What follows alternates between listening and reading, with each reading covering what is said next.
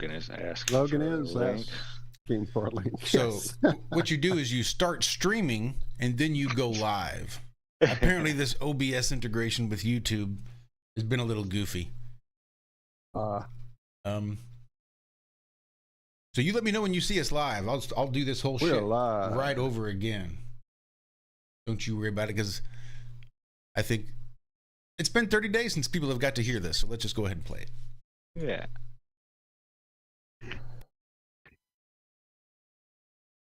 Here's a message of importance to millions of people who are continually pale and washed out, weak and run down. Doctors will tell you that these conditions are often caused by a deficiency of iron.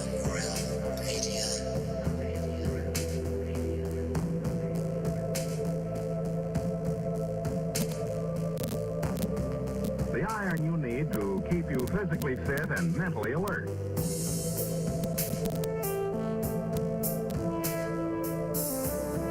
Medical studies show that 2 out of 3 women and many, many men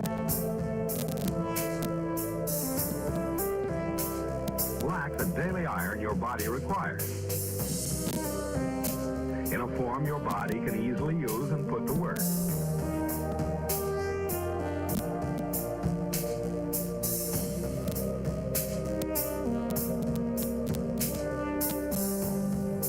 Every dose gives you more than your daily minimum iron requirement. We are awake, we are awake, we are not alone. We are striving for more. So if you're not getting the iron your body needs,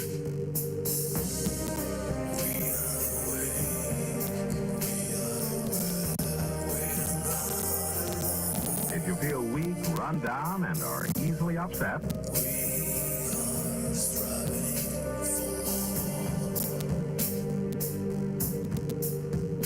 start taking iron today.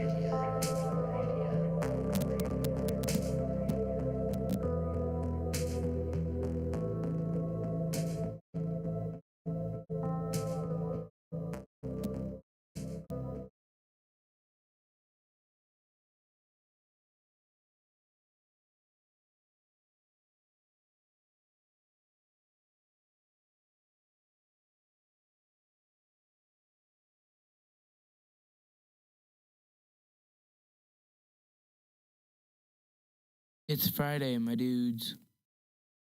Thank God it's Friday.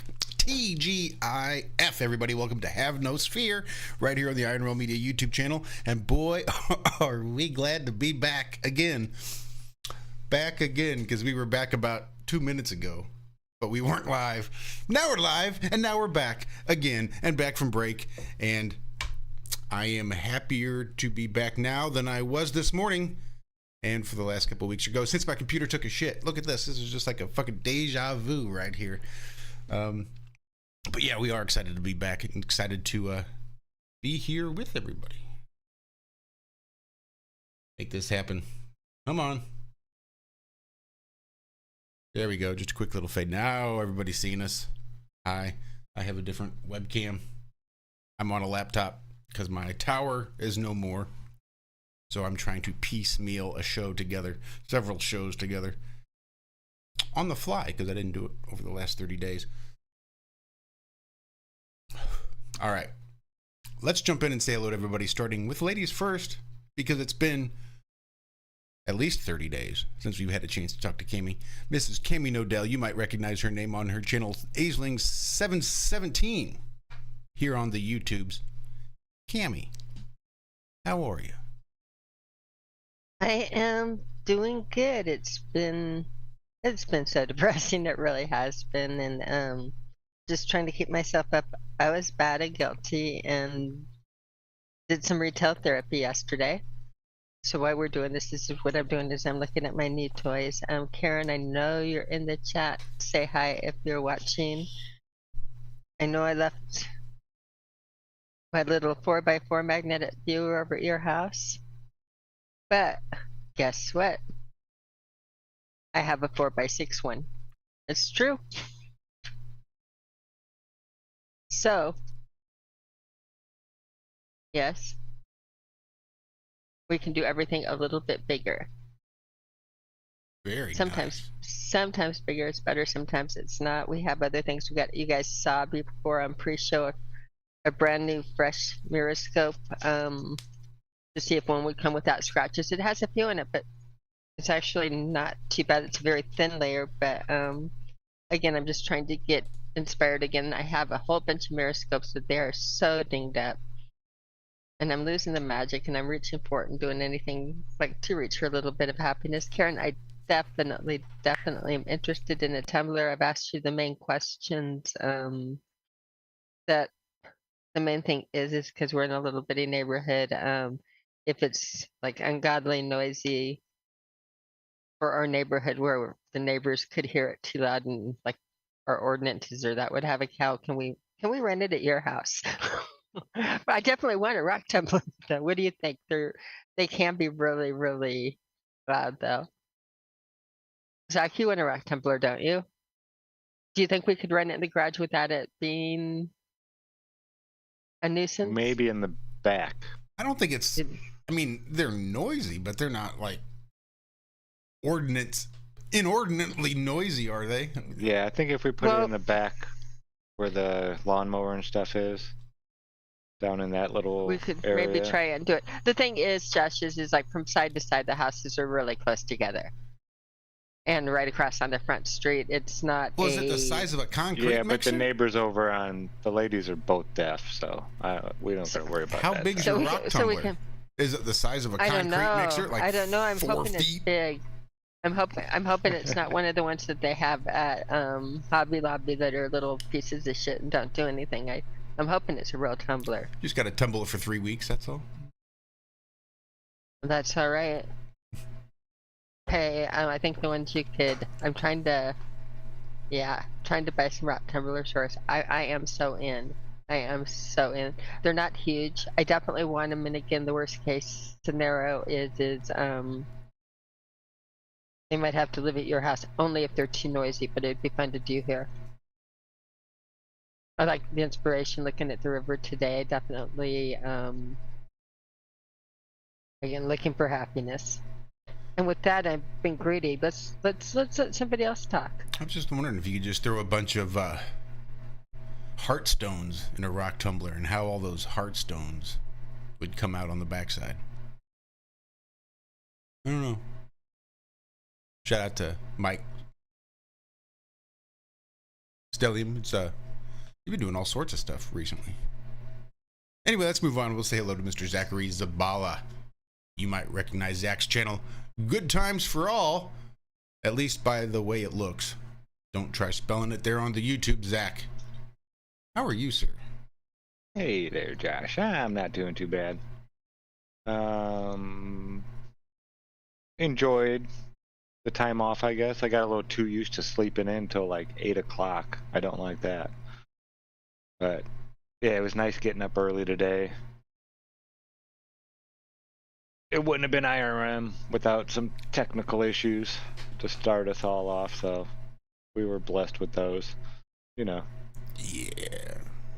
But besides that, yeah, I've been working on the map with Nemo. We've been putting in some serious effort to try to get it all done and looking just right, and I can no longer get into the map. I sent Epic a very long, detailed crash report just now. Like, hey, this is what's going on. I told them all about it. Like, it won't let me get into it. It'll let other people get into it, but it won't let me get into just that map. I can get into other maps. Other people can get into that map and other maps, but for some reason, doesn't matter. We even put it on a laptop, and it let me in one time. And I was like, yes, it's going to work on the laptop. And as soon as I closed the system out, because the laptop was so hot I could have fried an egg on it probably. It was getting, that program is hefty. It's beefy. And yeah, as soon as I closed it out, it showed the little crash report thing. And I was like, oh man, I tried to get back in. Nope, can't get back in anymore. So yeah, it's a pain in the butt. Me and Nemo found a workaround where I can do some of the stuff. But yeah, it's pain in the, of course. These things, patience is a virtue, like Liz told me earlier today. But yeah, it was a nice little break for me, I guess. Not too shabby. Oh, and before we go too much further, we should address the Globebusters Tech Show. We wound up taking a week off this week. Completely messed up on the schedule with that. Some of the weeks that we were up Iron Realm, we moved the show over to Friday. And we did that for this week, not realizing that we'd be back. Because I asked Zack and I said, are we going to be back Friday? And he's like, no. It's like, okay, let's do the show Friday. That should work out better. But we are back. I didn't want everybody's excited about Iron Realm coming back. So the show next week on Tech, next Thursday, will be about the moon and looking at different properties of the moon, comparing it to crystalline properties. That'll be cool. So looking for a fun show there for those who have missed the Tech Show, and we really do want to talk to Walt. We really do want to talk to Walt. I want to talk to Walt. Mr. Walter Johnson, he's got a channel here on YouTube, Flat Earth Head. You always check over there and see what he's doing. Sometimes he'll even be live jamming out over there. Maybe not live, but he'll put videos of him jamming out over there. Walter, how are you doing? How's your time off? I am good. I am glad to be back. Yeah, sometimes you can catch some noise over there. I'm working on that live part of it. I have a new input device, audio interface. Is that the professional word for it? I believe so. But I'm still having trouble with these live calls picking up the second channel. So anybody out there that has dealt with the Focusrite 2i2, let me know what I'm missing out on. I've read everything I can read, looked on videos, and I'm still only getting it through the voice and not the instrument simultaneously, even though it is designed specifically for that. Anyway, I haven't tried it on Zoom yet, but so far I can't do a live guitar on Discord or Skype. Not sure where the problem is. I'm sure it's me, but anyway. But yeah, just been doing the cats and the guitar, which that's the one I was talking about this morning. The Ibanez, it's my new baby. And the new mic. It looks a little like Jimmy's. Yeah, it's very Telly-esque. In fact, it almost is a duplicate of Yngwie Malmsteen's signature Fender Telecaster. So the color and the pickups and all of it. But yeah, back. I'm still seeing that I'm having to eat my mic, though. I don't understand that. It seemed like that first mic I used to have back in the day would pick me up in the other room, and all these professional, high-quality mics are all, hello, I am eating my mic. How do I sound? So yeah, I'm looking at my mic tester right now, and I'm really having to be here. It's saying, so I don't know. It's probably me again. Fans and. Well, the closer you get to that mic, it means the less of those fans and stuff that it's going to pick up.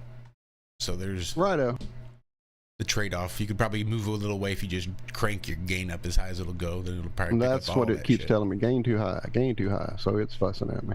Yeah. But we're here. Bender has said hello to those in chat. I had him in here for a little while, but his new place of rest is my computer. It's either on the keyboard itself or over on the mouse pad, and it doesn't help when you're playing Fortnite to be upside down and backwards. So, yeah. It's fun, but it doesn't help you much. He's relocated to the side here. He knocked everything off my side table and made him a little nest. So... he's headed your way, Gary, don't you worry. But yeah, I'm here. I'm excited. How about you, Josh? How was your time off? How was your time off? Yeah. Stressful. Only because I knew when we left that my internet was going out. So by the time we were done on that last show, I was so completely fed up and frustrated. I needed 30 days off. That's probably why I took so long. I don't think we went live once in that 30 days. That's the longest break we've ever had, like from each other or from you guys in the past 8 years. So yeah, ever, period. End of story. Without a doubt. And yeah, I think there was like over 2 weeks I didn't talk to you, Josh. Yeah, in there. It was nuts. At least 2 weeks. And Walter, I think we went like a week maybe in there somewhere. And I We play a knew little Fortnite. as soon as I put that M.2 drive into my tower, I knew it's why it sat here for 3 months and never went in, because I knew me being me, as soon as I opened up that computer, shit was just going to go south. The anti-Midas touch. You know, everything I touch turns to shit. And I knew that's what it was going to be as soon as I opened it up to put that card in, and sure as shit, that's exactly what happened. I had to get into the BIOS to adjust the fucking settings so that it would actually read the card, and it just never went right after that. I fuckered it all up. And it was all me. It's not like this is technical issue. This is all user error. And I don't know. Since then, it's never been right. I took it into the shop and they said nope. It was throwing up like 20 different codes on the motherboard. It was just, yeah, he said it's bad. It's out. So this is where I am. The story you're telling is so familiar to me. That's why I haven't taken out the current, like, so dated it's ridiculous motherboard and put in the one that I have really, like, literally in a box in there that Paul sent me very recently. Well, actually, it's been a minute now. To get me to a different place with my computer, I would have all these extra, you know, whatever, bells and whistles, which I don't really need in the first place. Oh, wow. You know, I built a computer for the first time ever. It worked immediately, and I've never had trouble with it. So for me to go back in there and start pulling shit out and changing shit, yeah, I would be just like you, Josh. I'd be like, don't do it.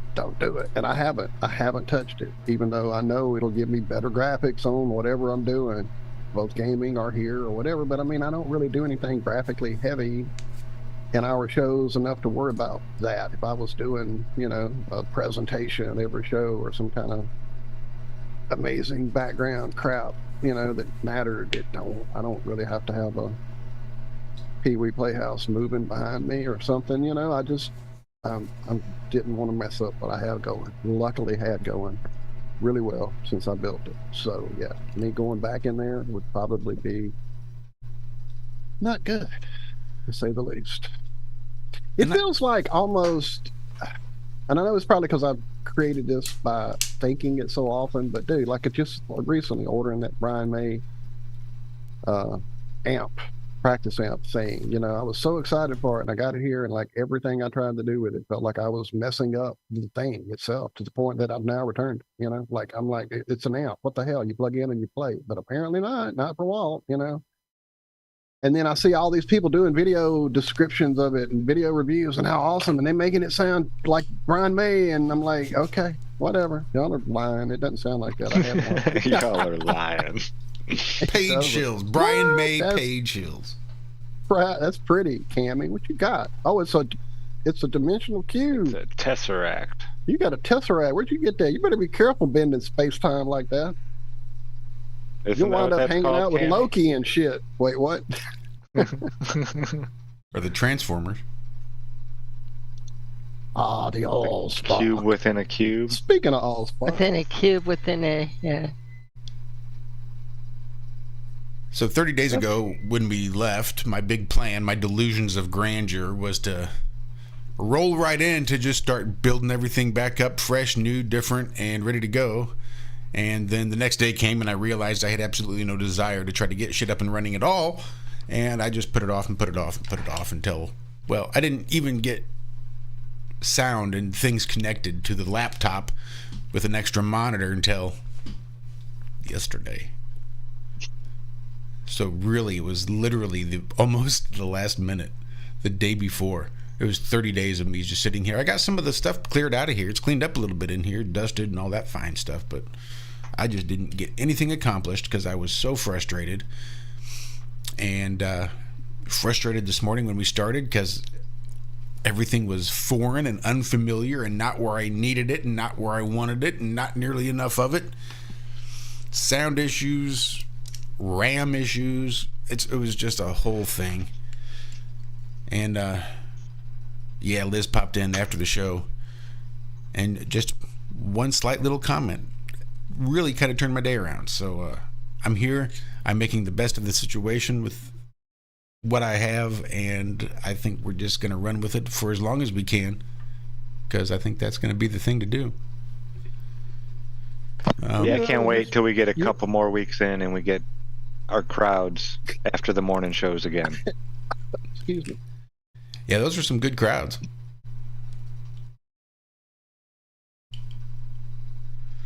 Let's see what else. I was really, my 30 days work's been normal.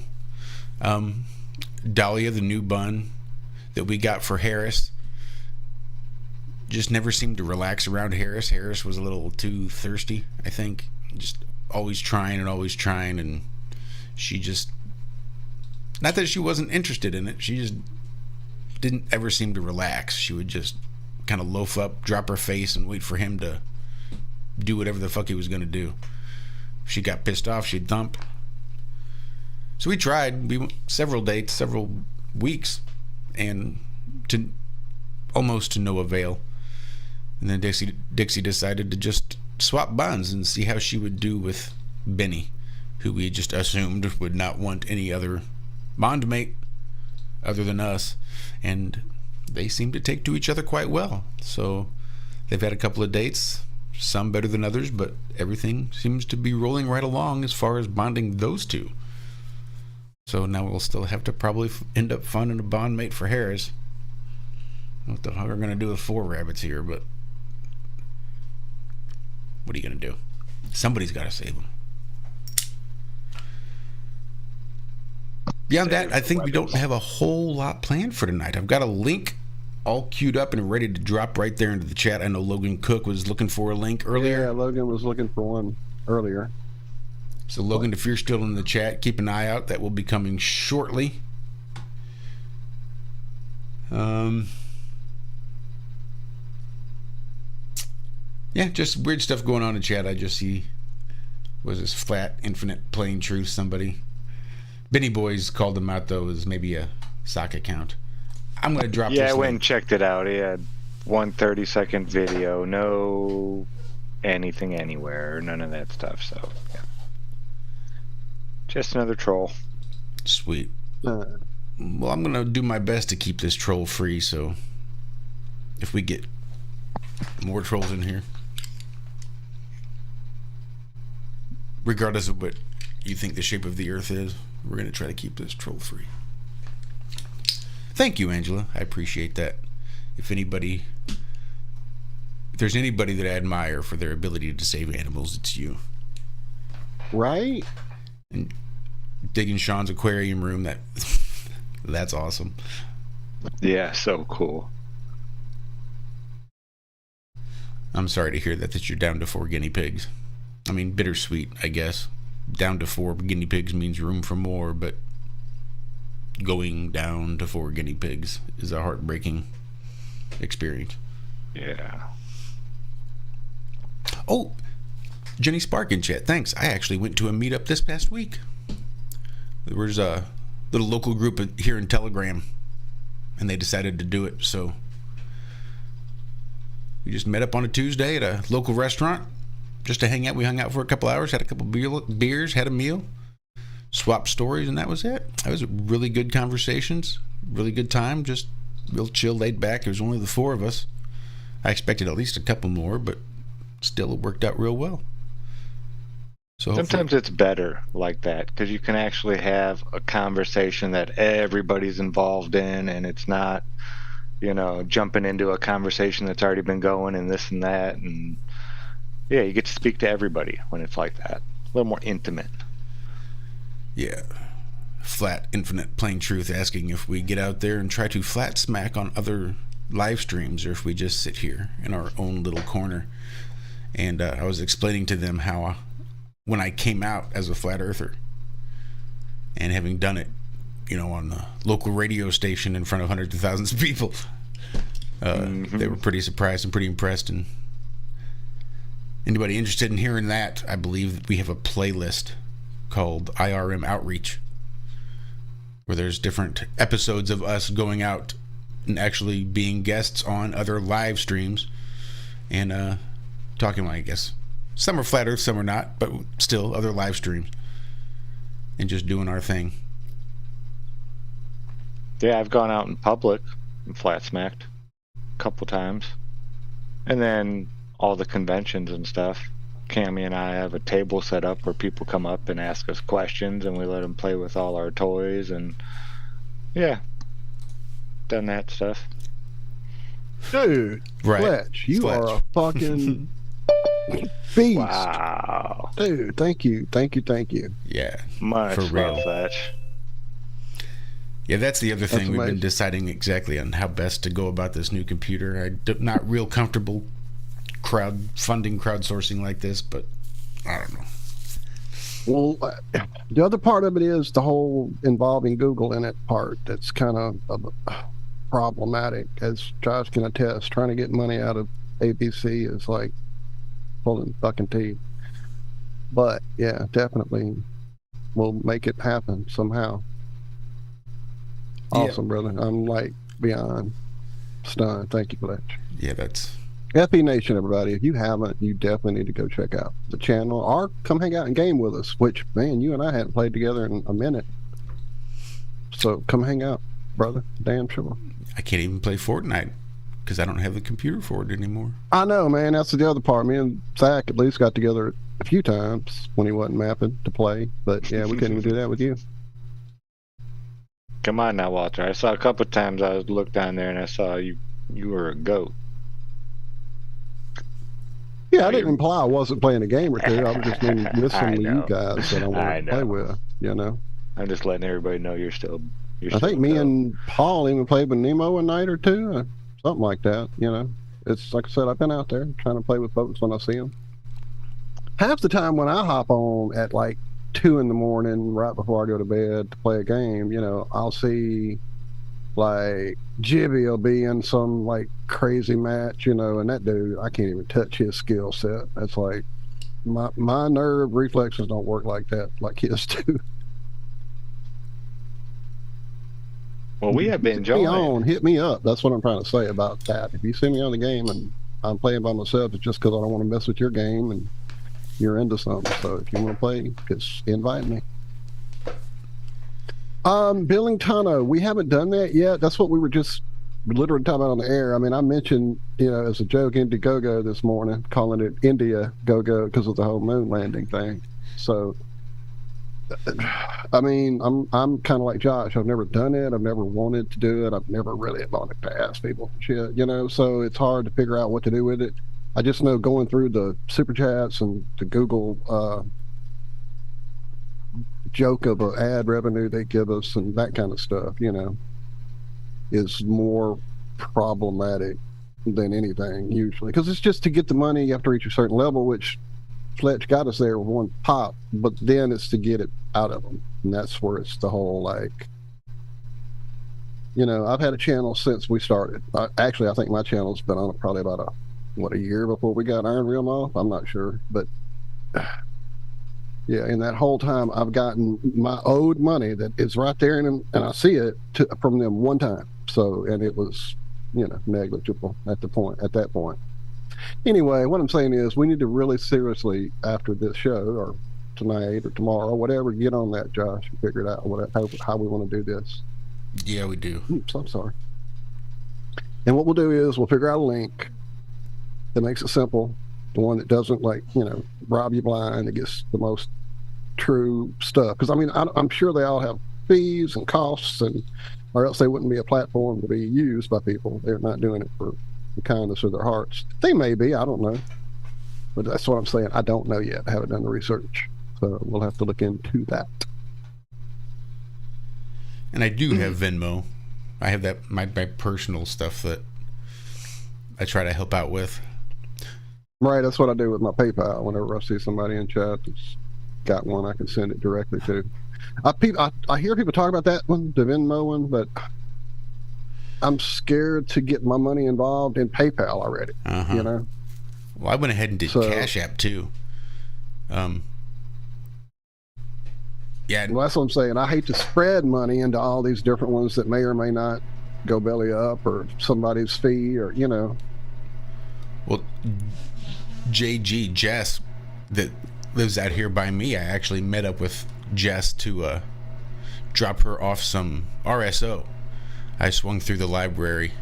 We met up just sort of in passing, and dropped her off some RSO from Daryl Davis. I know she was Nice. in a lot of Quality. pain, needed some help sleeping, and I think that definitely helped her because I've not heard from And that her helps. since. Man, that last batch from him had a definite indica leaning profile. I thought I had built up a tolerance, but yeah, that last little batch had me going like nodding out in the middle of movies and whatnot. I think we've been joined now that I'm looking at the call. We have been joined. Hey guys, how's it going? Logan? What's up, Logan? What's up, Logan? Good to see your face and put a face to that awesomeness in chat all the time. Good to see Yes, you and yes. meet you officially. Yeah, nice to meet you guys. Yeah, I should have jumped on here years ago. I just, you know how it is, sometimes you caught up in all the stuff. Oh yeah, Finally got a Friday night off, so figured why not. Well, I'm sure glad you did. Yeah, man. Glad you guys are back. It was a lonely month without you guys. Well, thank Now you. you're gonna get us 3 days a week. Oh yeah, you guys said something about changing up your days, right? Monday, Wednesday, Friday. That's the what plan. we said. Yeah, Now we've said this for about what 4 years now. tentatively. You know, we said we would want to do 3. We'd do 5 if we could. You know, all that early day, like full of spunk stuff. And then as reality sets in and technical problems mount, and you start going, 3 days a week might be a push. But now Right. we're just going to push through and make it happen. Damn it.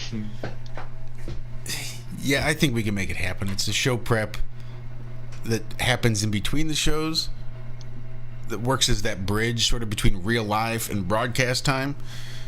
And when you knock that down to like every other day you're doing a show, so now every other day is show prep, and now that bridge becomes real short, and it's just sort of like all show. That's what I'm worried about. But I think Yeah, I don't know how you guys get up that early in the first place. That's exactly what I'm worried about, is that it'll become a whole week-long thing of just never ending. Because as you say, it's usually between the shows is when we prep for 2 or 3 shows ahead. Yeah. I know it doesn't look like we do any prep, but it happens occasionally. Oh my God. that's part of the Anyway. prep. We have to It's figure part out how of to the make it prep. look We have like to it's this looks organic. so shitty.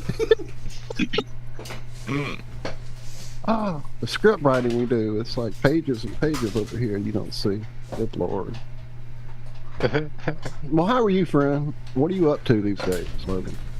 Man, I'm doing all kinds of stuff really. I guess the bulk of my time is working, but I do a lot on the side. Just kind of depends on the day, but I guess for work, you guys are probably curious what I do for work. So I work in a factory right now, in a composites factory. So we do carbon fiber, Kevlar, and fiberglass. All kinds of different braided things, from like sports equipment to medical equipment to military stuff. Funny enough, we've got quite a few NASA and SpaceX contracts. I specifically do airplane fan casings. And then was doing a bunch How of farm big work of over sorry? the- How big of a factory is that? That sounds like a really cool place to work, actually. Yeah, it's very interesting. So we've got like 5 buildings all within close proximity. I work in the biggest building, and I think it's like 120,000 square feet. So factory-wise, like, I mean, I've seen bigger and smaller, but yeah, man, it's constantly an interesting job. So fortunately for me, I work with Kevlar, so from time to time I'll work with carbon fiber, but as you guys might know, carbon fiber has a bunch of what we call fly. So if you're ever cutting carbon fiber or working with raw carbon fiber, you're going to deal with a lot of carbon fly, which is really annoying. You probably experience it with like fiberglass more likely, but yeah, it's really itchy. And so essentially, since it's a factory and we're just a lot of moving parts, it's constantly raining down fly on everybody, but I'm in my own little room, so I get to avoid that for the most part. But yeah. That's got to be miserable. Do they do anything to combat that?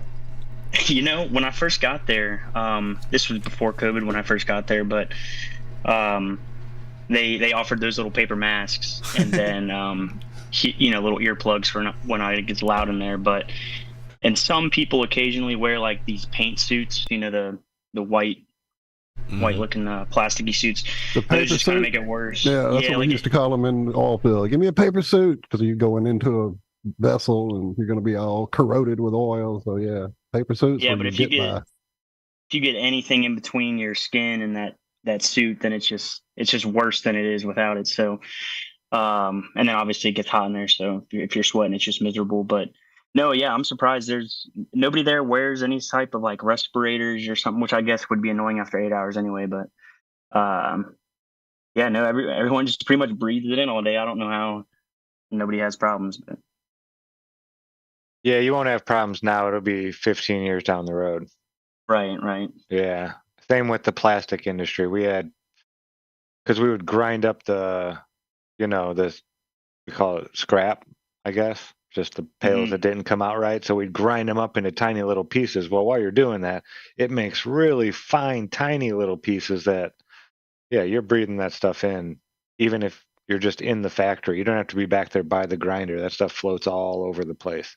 It's just these fine little particles. Mm-hmm. Yeah. Yeah, but to finish answering your question, so aside from that job, I was doing a little bit of farmhand work on the side, helping out with this private farm, taking care of some Highland cows and sheep, and maintaining a little pond, and then all the land around it as well. Learned a lot there. That was very interesting. Kind of ended up being a situation of it wasn't serving me the same way that I was serving them, so kind of parted ways with that job. But again, I learned a lot, and now I've got my own little operation going at my house. Nothing major, just growing some food, got some chickens, getting a little bit more self-sufficient day by day. But and then I do a little bit of landscaping on the side as well, just trying to keep the money flow going in. And then you guys may have seen I do some astrophotography. I'll go out and film the moon, stars, planets, all that. And then I'm big into frisbee golf, so I'm always frisbee golfing, always getting out in nature, hiking, whatnot. That's pretty much the bulk. Shreveport, we had a frisbee golf course there at Clyde Fant Parkway. Shout out anybody in Shreveport. And dude, that was my jam. And then that was in the early, I'm old, days when it was literally frisbees. We didn't have those nice fancy discs that are out there now with all this is for distance and this is for, whatever. This I'm is like, a driver, this is your putter. right. And when I see that shit now, I'm like, what? I would be off if I had access to one now. Yeah. And it was like one disc. Yeah, it was like one disc between all four of us, Right. Take turns, right. Yeah, we didn't all go out and have our own, and yeah. Right.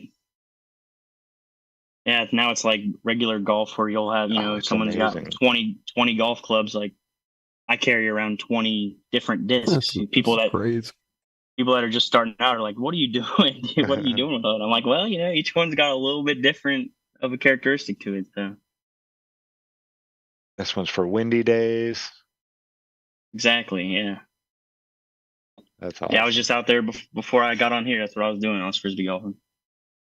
Yeah, well, they were getting big in Indiana. We had like the 5th biggest one in the state at a park that wasn't too far from me. But there was like, I think, over 30 or 40 of them just in the state of Indiana alone. Yeah, I've played a couple in Indiana. Yeah, they got it going on. Yeah, I'm pretty close to Indiana. I'm in Ohio, so Cincinnati Valley. I mean, pretty close to Indiana. Yeah, it's right there on the border, isn't it? Weren't you more?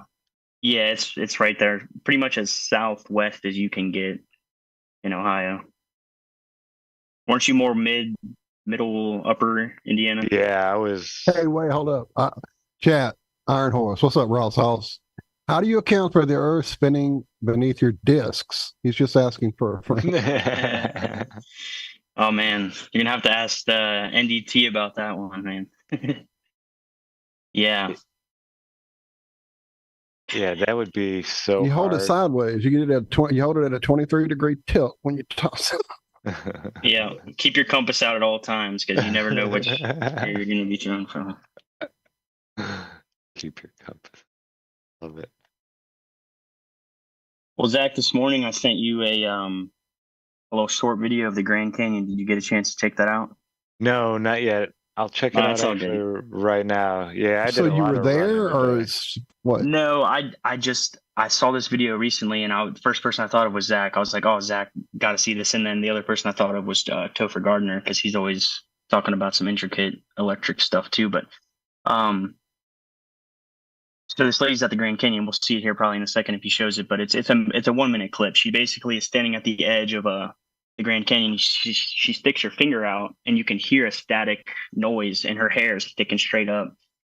And so I don't know. I just wanted to see what other people in the community think. I haven't really seen anybody talk about it, and I, for the most part, think it's a legitimate video. It doesn't really give me my BS meter isn't really going off when I watch it, but maybe you guys would think otherwise. Well, I don't two know. things immediately came to mind when you said that. Like, one thing is that whole idea of shapes having power, like that whole deal where the inside of the insect, green and blue insect, I can't remember what it's called, the inside of that carapace has certain little geometric patterns, which is what makes them do that little levitation thing that was it Krosmanov or whoever built the floating Victor levitation Grevenikov? Yeah, that dude built the platform Yeah. because the shape inside those wings is what makes that energy field happen. Mhm. The Grand Canyon, when I was there, you read, you hear, oh, you got to be there, you got to see it. You see movies, you see flybys, you see like IMAX of it, and you're like, oh, that's good enough. It's not. Oh God, the chills. Truth bumps. So we got there, and like there was a whole thing going into the park with a sick elk that was in the like middle of the parking area that you drive through, and he was the forefather of all these others, and he was in the middle, and they were all ringed around him laying down, which they don't do that. They'll come close to people, but they don't just go into the public-y area and do that. And the guy there, the park guy, we were all parking and looking at this because it was like the most beautiful thing ever. They were literally like in hierarchies, the older deer and the younger deer. It was crazy, lined in circles around this one big deer that apparently was either sick or dying or whatever. And so like that immediately was amazing. And then you get on into this huge parking lot. And when I got out of the car, it was just me and my mom. And I got out and I felt that thing over there. Like there was an entity of energy and soul and a living thing over there I'm about to go visit. That's what it felt like. And like it's overwhelming me right now talking about it. And then walking up to it and looking down into it, there was something there I can't even explain going on. And then like what happened here, I wouldn't doubt it. I felt so much energy coming up around, flowing through. There was this one old dead tree, and it was just filled with crows. It's just the craziest shit I've ever experienced. I could probably find that picture. But yeah, go ahead and show the video, Joe. Zack.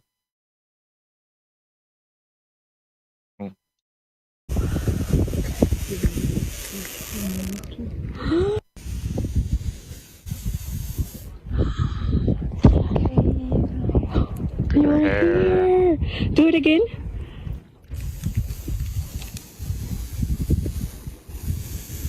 See that? The more she makes her arm a point, the louder it gets, and then when she pulls it back in, it dulls it down.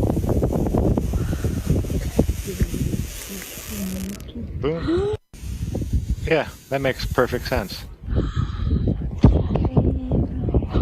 Remember, I always tell you guys to point. Do it again. When you point, more electricity flows when you have a sharp point. And the longer she extends it, the further away she is from her body, And was it you, Zach, talking about when bugs dismount, they usually try to find the highest point to take off from? Yeah, like the highest part of the flower, they'll get up there. You never see them trying it from like the stem and flying away. Mm-hmm. It's always from a top part, yeah. But yeah, and what's going on here? It's most likely that that giant cloud overhead has a real strong negative charge on the bottom of it and a higher potential way up top. So it's polarized the cloud, which is then through induction going to make the ground attract all the positive to that area in the ground right beneath it. Because you know what I'm saying? Here, let me stop sharing this.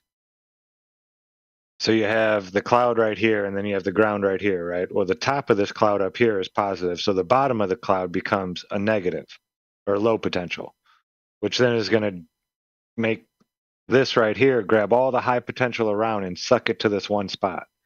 So then you have a higher potential at the ground level than you do up in that cloud. And that's how you get your updrafts and stuff. You get your potential going in a reverse direction, just in a small localized, kind of like my Van de Graaff generator, where I put the 2 plates.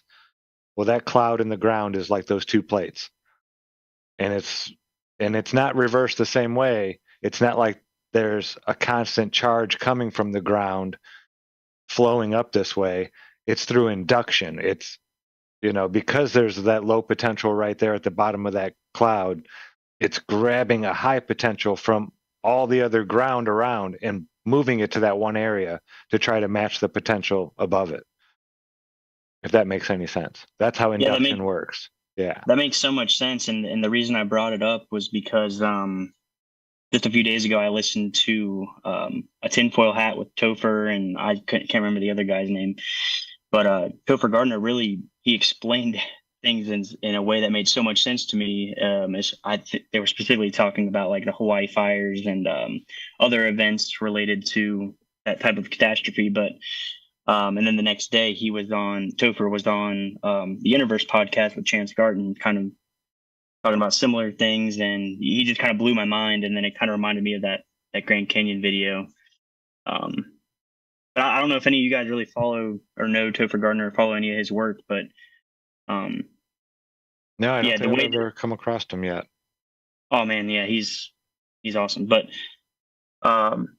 just hearing him talk about it made me think of you too, as well as Zach, and like people like Ken Wheeler who are always spitballing on these electrical topics.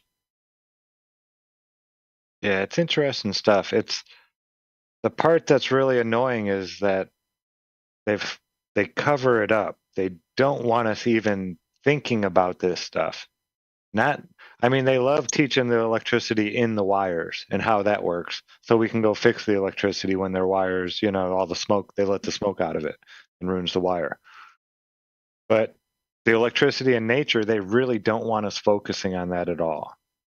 Like the idea of harnessing that, it used to be huge. There's so many patents from the early, like the 1910s through the 1930s. There's all kinds of patents for harnessing electricity out of the atmosphere and this and that and this and that. But the power companies buy all these up and then they're just shelved and never used. It's horrible. Is my screen seen or not? I don't know how you've got us, Josh. Yeah, I'm seeing a tree with a bunch of birds in it. Yeah, that was in the Grand Canyon. So that's me looking down into a Grand Canyon scenario where there's this big, tall, dead tree and all these living trees full of crows. It was kind of powerful, symbolic stuff going on in that place. A group of crows is called a murder. Murder. What about ravens? What do you call a group of Bell ravens? Rock. That's my mom, who at the time was pushing into her 70s ahead of me, and then she climbed to this layer of it. Wow. I only went to this layer. Yeah, I went to this layer. She got some energy, huh? She said, I'm going to, and that was also where we ran into a vortex or two, and then she was doing like that lady, putting her hand in the warmth and pulling it out. She said, Walter, that's what she said, Walter. I'm like, I know, I've been telling you, Mama, this is real shit. It's not just woo-woo crap I've been talking about all these years. And she was blown away by the vortexes in that place. Vortices. Like, yeah, there's what I was talking about. I forgot I had pictures of it. You can see his huge antlers to the right there. There he is. The hierarchy of them all as they were ringed around him. Oh, there's my mom leaning in, looking into the canyon. Oh, Mom. And there's the thing I walked down to go, okay, I'm going to say I stepped into the Grand Canyon. So I walked down that thing and realized oxygen deprivation at those altitudes is a real thing. Don't do stupid shit, Walter. Yeah, you used to live in like 0. Yeah, there's other photos somewhere of the canyon. Oh, there it is. Wow. Oh, dude, it was mind-blowing. Oh, there's Sebastian. Good Lord, look at that little dude. Look at Walter. Yeah, back in the day, that was just the Sedona era there. Anyway. Because ravens are a little bit nicer. They're just called an unkindness. It's a murder of crows, but an unkindness of ravens. It's a mouthful, but just thought it was interesting.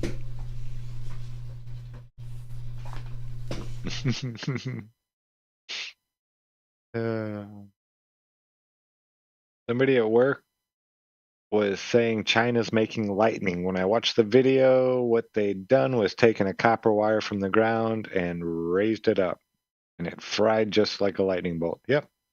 They do that down in Florida. They'll attach a wire to a rocket and shoot it up. It'll get up about 2 kilometers, and then the wire explodes, and a bolt of lightning runs through it, and it just evaporates the wire. It's gone. So knowing what's up at 100,000 feet, I don't know if we'll ever really know anything like that. I don't think we can.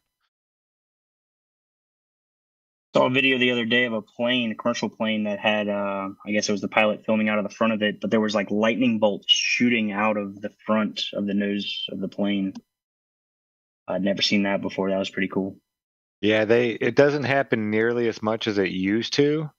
They have a lot of static wicks, they call them, just little sharp points that come off the wings and the edges of the planes. And it really helps dissipate a lot of that electrostatic buildup. But I mean, what do they call it? St. Elmo's fire, and they call it something else. But out at sea, back in the day, even on the wood ships, it would start glowing at the top, at the edge of the tall mast for the sails. It would start glowing blue and start getting little lightning bolts coming off the tip and humming of the edges of them.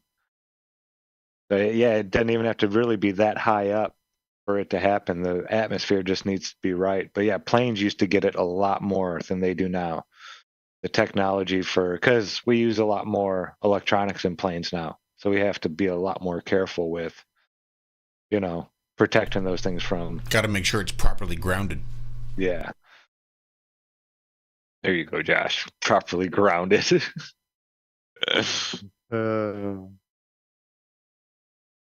A minute ago, Zach, you were talking about like electricians not knowing, like actually what's going on there.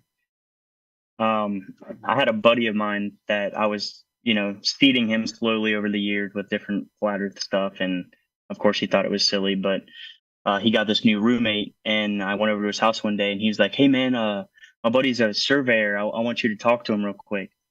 And so he comes down the stairs, he's all cocky, and he's like ready to get into this debate with me about flat earth. And he was like, "Yeah, I do all this surveying, this and that. And I was like, "Oh, cool. I've always wanted to use a theodolite." And he was like, "What's a theodolite?" And I was like, he's a surveyor. I was like, "You're a surveyor?" I was like, I pulled up a picture. I was like, "This." He's like, "Oh yeah, we just call that the instrument." And I was like, "Look, buddy." I was like, respectfully, I don't know everything there is to know about surveying. And quite frankly, I wasn't prepared to debate him about surveying. But after he said that, I was like, "Oh, I'm good." Like, yeah, at least I know the name of the instrument. Capital right? T, capital I. The instrument. Oh man.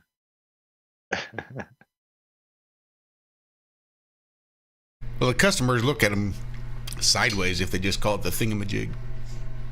Yeah.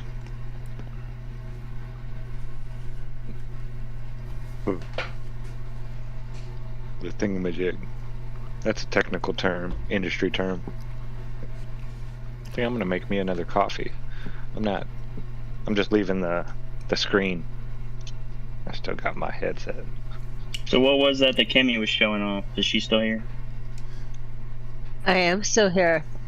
I had gotten a magic package because I did retail therapy yesterday, and one of the things was it's a little crystal cube that was like a dichroic cube that, depending on how you held it, it would it breaks up the light into all of the different spectrums and brightnesses. So I like little optical crystals and that to work with. So yeah, very cool.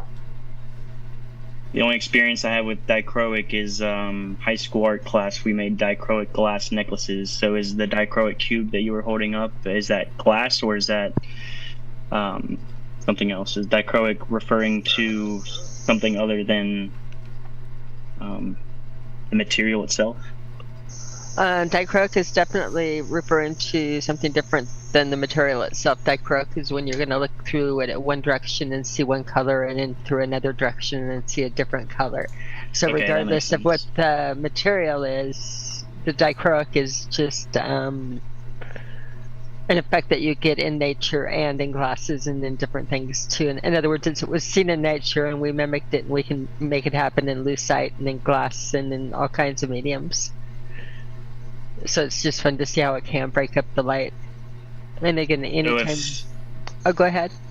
so if like somebody was looking at an opal, could they describe that as being like maybe a dichroic effect, or would that be off? Yeah, that would be off. That one with an opal, you would call that a play of color. Mm-hmm. And that's like in the play of color. There's all kinds of different. I mean, you have chatoyancy. You have, again, your cat's eye, where you'll see like that eye moving around, and that you'll get all kinds of different optical effects. In nature, you'll see doubling, where you look through a piece of calcite and look at a line, and you'll see two lines. You look through a pair of selenite that's polished on one plane on, again, both sides of it, and you get something called a stereo stone. You look through that or the light, and it will take whatever light you're looking at and turn it into a ring, a full circle. Again, looking through crystals, you'll get all kinds of different optic effects, and we see these Do different any things. metals? Can you? I don't know how that would work. Never mind. That was just a dumb question. Well, not necessarily. You're thinking of, because of the lack of transparency, you're not looking through the metals. Or they're transparent metals.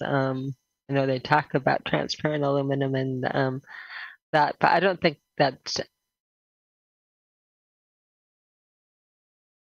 a dumb question. You might get effects of it, things bouncing off of the metals, but again, most of the like really dramatic effects you'll get is it going again through a solid, even more so than a gas, or reflecting off of something solid that it's reflecting through. Again, if you can see through a transparency, you have a lot more to play with as far as getting the properties and reading through them. So. But you've done that too, Zach. I know you've done that where you've taken the selenite and you've looked at it and it's completely taken the stone and circled it, or the lights. Yeah, I'm sure. hmm So this Yeah. one is this one I haven't played with to see what it does yet. It was just a cute little. It was very, very inexpensive, and I have to say that, like, with the free shipping and that, it was something that with the Miroscope and the magnetic film that I got, it was recommended to go into the cart for almost like a bonus small amount. And so it's like, okay, I'll see what it does for I think $4.99 or something. That I don't have a whole lot invested in it. I just wanted to see what it did and how it played with under a microscope for different things on it. I was already looking at it and seeing how they seamed it together, and you can see the little bubbles in it. But it's cute. Yeah, I like that.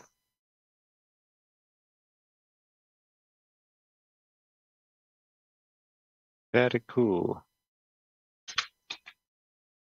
So what have you been researching lately, Logan?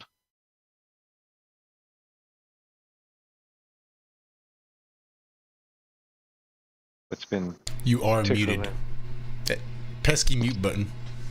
Yeah, that's the true. thing. So I don't know. Sometimes I question if what I'm doing is even research. But so I work 8 hours a day. I'm usually listening to something while I'm at work. So I'll listen to, between you guys, Inverse Podcast, Crow, catch me some David Weiss interviews from time to time. And I'm all over the place really with it. But so right now I don't really have a main focus on anything. It's just kind of day by day. Like yesterday and the day before, I was kind of doing some research into like the moon and Saturn and stuff with that conjunction happening. Some camera. I'm always trying to learn more about my camera equipment. Looking into getting some solar filters here soon. Got a P1000, so I can do most of the basic stuff. I I haven't really quite figured out how to get like nebulas or any kind of like long exposure stuff nailed down with Yeah, that. the But filters can get real expensive, oh really? especially if you want to get like different shades of solar filters. The cheapest way to do it is to just buy the solar paper Hmm. and then, cut it yourself to size and then put it on the in between two lenses, just two clear lenses. Hmm. And that's how I did mine forever until I got an Yeah. actual because the solar filters, I mean, they're not nearly as bad as like the hydrogen alpha crazy ones, but yeah, they're not cheap, and that's much cheaper way to do it. Yeah, I've been wanting to get out more and do some solar stuff, just because we've had so many weird sunsets with the fires going on.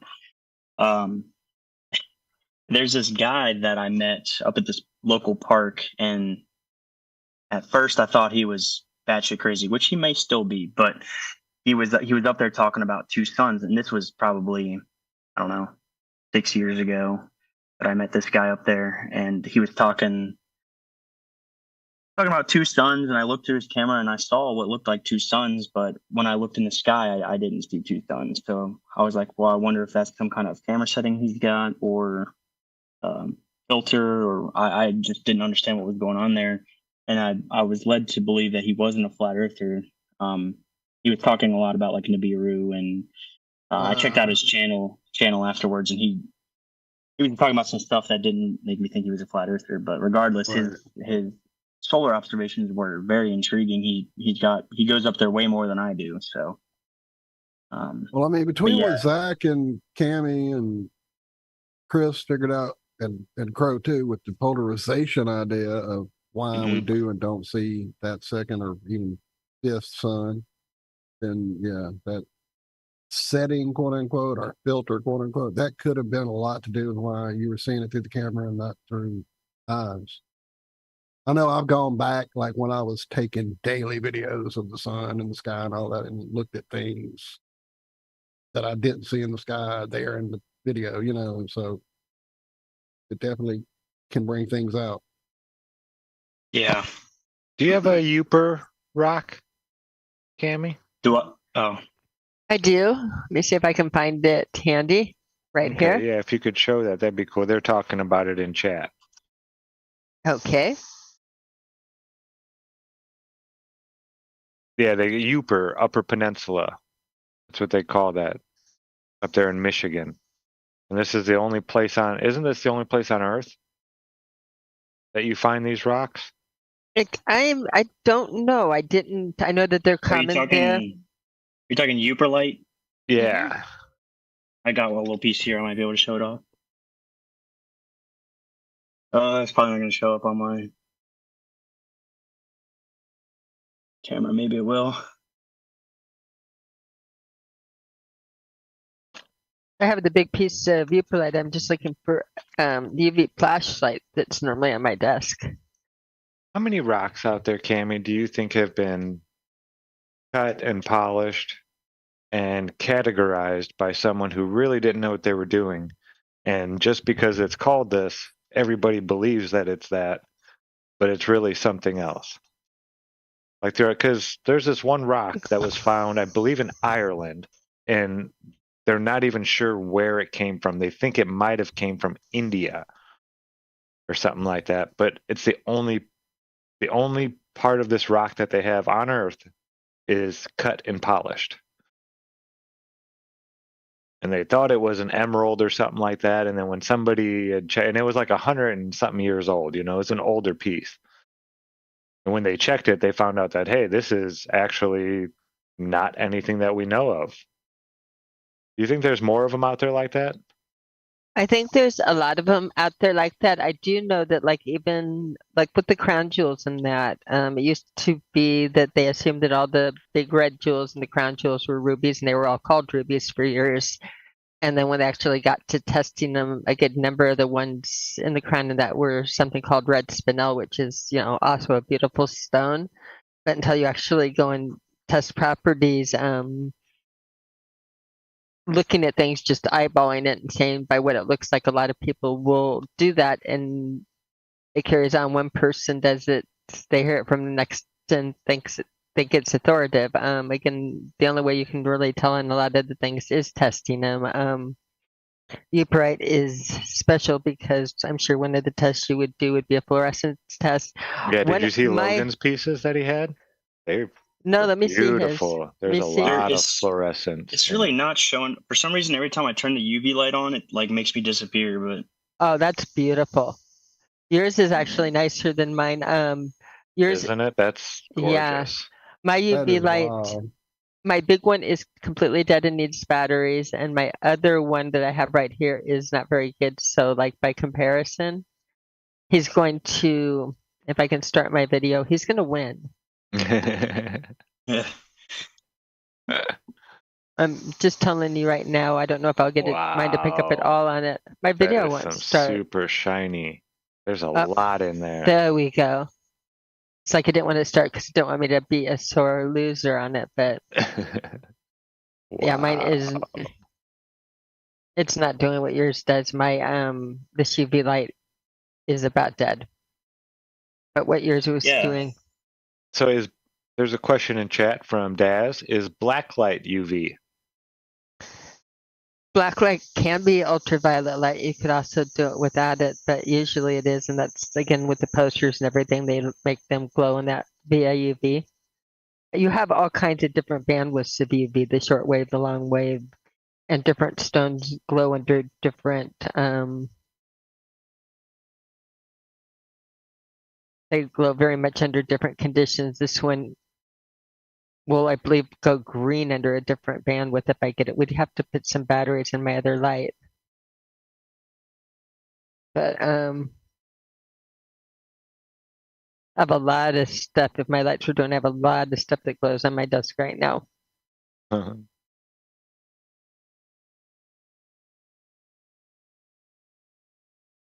Yeah, did you get to glowing. pick your Uper light? Did you get to pick yours? Logan, did you go to a rock shop and hand pick it, or? yeah. So this sphere and this tower that I have here were both handpicked, and then I think I have a couple other little tumbles that probably came in like little packages or whatnot. Recently, we went to actually in India, in a place called Metamora, where you can go up and buy these little bags of sand with a bunch of different stones in it, and you go out back and wash them out, and it's pretty neat. But yeah, I think I got a couple out of those too. But Yeah, that would be ideal. Mine, when I was like looking into it a few years ago, several of it, and there was no rock show because of COVID and thing going on. I ordered one over the internet, and it's not very good. It's fun. It's fun, but it's not like your sample. that would They be a saw hand- you coming and they were like, sucker. No, it's completely. They didn't see me. If it was a gym show, they see me coming and they show me the good stuff. But yeah, we like the rock shows. But as far as that goes, and you asking questions, a lot of misidentified stuff. I know that by going to the rock shows and listening to a lot of the dealers, and people doing the rocks, a lot of the stuff that they say or sell, I found it not to be accurate, but they weren't trying to scam people. So they would label a big bright stone like a ruby, and if it really was a ruby, this would be something, in a museum or worth $20,000. It would be very spectacular, right? And they'd have it for $14.95 and call it ruby or corundum. Again, where things I saw, again, you see going into especially the smaller and friendlier ones, a lot of stuff mislabeled. Rocks and different things as you change locations. A lot of the times, like in emeralds or whatever, you will have certain type of internal growth markings that are present if it grows in South America as opposed to if it grows in Africa. You'll have like little different tendencies or that you can kind of look at and determine, like between continents, and you can find little characteristics of where they came from, but not actual country lines or that, because again, they grow. They're not looking at geographic lines and country lines moving, different things like that. This, as far as the people not ever knowing or getting a test result in it, that doesn't happen very often. But it does happen again where we identify a mineral now that we haven't seen before, a combination of the different things that grew into a crystal that, again, to identify it in a pure crystal form, it's rare. And like you said, with that one jewelry, that's an unusual case, but I think it could happen more often. And again, people just, unless you thoroughly test it out, you don't know. You have to take property readings on it. Truly, people want you to be able to pick up, hold, and say this is what it is, but you have to like literally test it. Mhm. I've experienced that recently. I just bought a pyramid, a tower rather, that nobody that I've shown it to knows what it is. I've gotten kind of multiple different answers, but really nobody's gotten. The only thing anyone's ever told me about it is it's from Afghanistan, and I don't know if this is just a property of the UV light, but probably isn't going to show up either. But this tower kind of fluoresces like a purple. I meant to tell you a while ago, Logan, if you turn off that background right now for a minute while you're showing, it will keep you on the screen and it won't cut you in and out. Your picture you All have right, right let's there. see if I can figure out how to do that. Reminds me of that Piri Rays map that they had on the backside and the UV reactive stuff that was on the back of that Piri Rays map once upon a time. Back in the day when we saw it, right?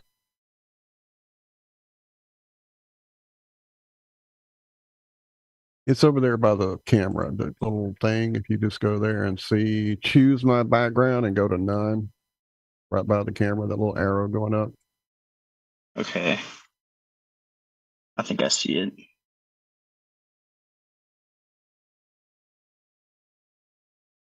Hmm.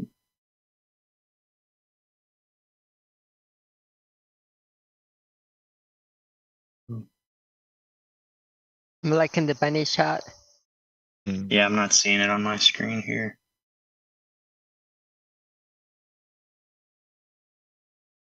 That's all right. I don't expect anybody to know really what it is anyways. It's just really, it doesn't look like anything crazy on camera, I'm sure, but What color is it? It's really, I mean, it's very washed out on screen. It almost looks like concrete or something. yeah, it's kind of like a rusty color. It's got quite a bit of what looks like quartz, maybe some amethyst, a bunch of druzy, and then there's little bits of flash in here that remind me of like a fire opal. But yeah, I've brought it to a few different people that I'm confident know a lot more about all of that stuff than I do, and I guess the point is, yeah, there's still a bunch of stuff out there that isn't named or just is such a conglomeration of other things that to call it one thing might be hard. Right. No, it sounds beautiful for it? people listening and don't know what druzy is. Druzy is one of my favorite. And druzy is when you look in the little crevices and cavities where it grows all of those micro crystals and it's all sparkly. So the little areas of the sparkly crystals is where it druzies, or the druzy area. I'm liking it already. I wish it would show up better. Yeah, I know. Are you guys active in Telegram? I don't think you are you? Yeah. No, they are. Well, they are. Maybe they can show me. Yeah, sort of. Yeah, if you drop I'd it have on to our, figure out. you should be in our chat over there if you're not, Logan. Oh, okay. Is it linked? Oh, yeah, here, yeah. I believe there's a link in the show description. I can drop It's one. still there. I hadn't. I've got too many things open now. I'm finally closed. So it fluoresces. It fluoresces. What color? So it's hard to say. I don't know if what I'm seeing is just maybe the crystal. The quartz crystal fluorescing like a bluish purple because of the color of the light, or if it truly is like that, like Uperlite would be, fluorescing orange. Right. I'm wondering if maybe this is fluorescing like that, or if it's just because the light is. Yeah. The easiest way to tell with that is have it in with some different stones that are known entities that, like, you would know don't fluoresce, or that next to it and see how it's reacting. And again, I don't know what you have available at your house, but yeah, get used to the lighting and what you should see or not see. And number one, do it under really good conditions, and then take note of like what bandwidth you're under, because it can change under, again, the UV light that you're using. If you're picking up different flashlights, they could have completely different bandwidths. Yeah, that's a good point. Well, speaking of When you start, oh, you can go ahead. go ahead. Oh, I was gonna say, just speaking of like testing stuff, I recently picked up some Michigan copper. I don't know if it's gonna show up either, but just a little piece of. I really need to figure out how to change that background here. So, like I said, Uh, you see the camera? I'm gonna help you, man. You see the camera and the little arrow next to it at the bottom of the I call see. itself, of Zoom meeting call I screen. see mute, stop video, participants chat, share screen, record, show captions, reactions, apps, whiteboards. Wow. So there's just not like a start video. Oh, you're on the camera. So yeah, stop video. So right next to that, there's a little arrow. Push like up. Yeah. I Up see arrow, now. and then you Yep, see I got you. background. Choose virtual background. If you click that, there should be a none. Maybe blur my whatever. background. No, right below it. Choose virtual background. Oh, yep. See that? Yeah, click that, and there's none, and you should. There we go. able to Cool. All right. work. So Right, and as just like Karen, as Karen B put it in there, there are tens of thousands of minerals, and there are the combinations thereof of the different ones too. Unless it is like a significant where they're going to make jewelry out of it and statues or something to name. Again, you could maybe test and identify that this is quartz part and this is like you know what I mean, that they're different parts of it if it's a conglomerate. Yeah, there's so many different types of granite alone. And then you need to start your video back up there at the same little arrow. I mean, next to the mic. yeah, There good you call. Yeah, there we go. So this is that tower. I don't know if it's really gonna even show up much better. No, it's really crazy looking. Yeah. Wow. So that's just where the regular. So that Flash. like had to be an area where like just some shit went down energetically, wouldn't you think? Especially for those little like things that almost look like where they do the wood electrical burning thing. You know what I'm talking about? Oh Where yeah. they'll take a high voltage thing and it makes that like almost lightning fractal design in the wood. There's areas when you were turning it that look like that actually. I don't know if it's picking up, but I see a little bit of purple in the center there. yeah. So that's kind of what I was trying to get at before. Or do you know what So that looks I like read from this- here? That usually, like that type of thing, is if they did an waxing or an oiling over the surface in the final polish. Like again, the okay. resin. A lot of the times you'll pick up that sheen from the polishing agent, or again an oil if you oiled the top of it to do a shine on it, and that will make that. Because from here it could be that the camera is doing it wrong, and I shouldn't be doing it at this glare of the camera. But it almost looked to me on camera, so if it does the same thing in person, you get this sheen on it where it's just literally, you can tell it's on the surface. It's like floating over the top like a wax would be, where all of that layer of color is on. That seems like it was doing it from here, but it could be, again, the fact that I'm not looking at it very good. And Walt, when you said like something catastrophic happened, I think that about so many different rocks, stones that I look at, like specifically ocean jasper. So like all of the crazy little the layering, yeah. And like you'll get some pieces that have this, like you can see little orbs inside of the ocean jasper. Same, I guess, maybe with like something like moss agate, where you. That's awesome, Cami, too. Yeah. Oh wow, that thing is nuts. There you go. We're both putting up side by side, so it's really pretty. We're both putting up ocean jasper. Yeah, that's nuts. Y'all both had the same one. That's crazy. Yeah.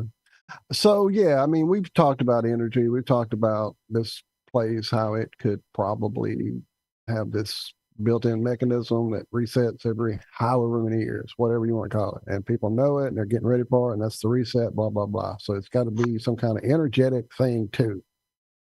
And then maybe it could just be people fucking around with energy. They don't know what they're doing and creating some kind of like, you know, tech that works into this whole bio cement idea, you know, like you see where there's the handprints in the freaking rocks and the smeared areas and crap like that. So, okay, so they're playing with this technology that liquefies stone enough to build these amazing things with. And just like man always does, gets out of hand, gets too crazy, gets in the wrong hand, whatever it is, and then you have something that occurs that leaves behind these type of conglomerations of rocks. And then what do we think these rocks are? Some places we seem to think they might be parts of ancient beings that we're actually existing upon now and shit like that. So there's all kind of layers to what that could be, man. You know what I mean? I read this book by Robert R. McCammon, an amazing author. If you've never read him, go check out Robert R. McCammon now. There's a book he wrote called Swan Song. And yes, we all have different ideas about atomic bombs than we used to now.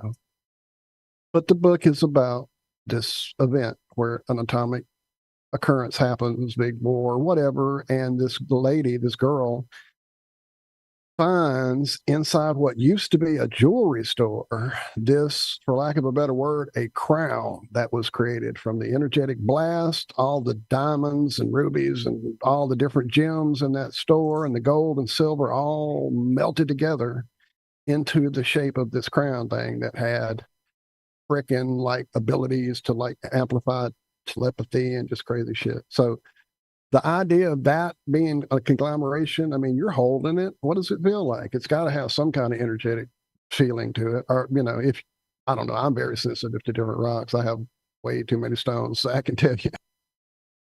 Makes me think of the Tunguska event. You know, what Absolutely. Absolutely. Yeah. Yeah, I have no idea what any of these things are. Right. I did see some cool stuff though, like when here, I'll just bring it up. I know I have it here.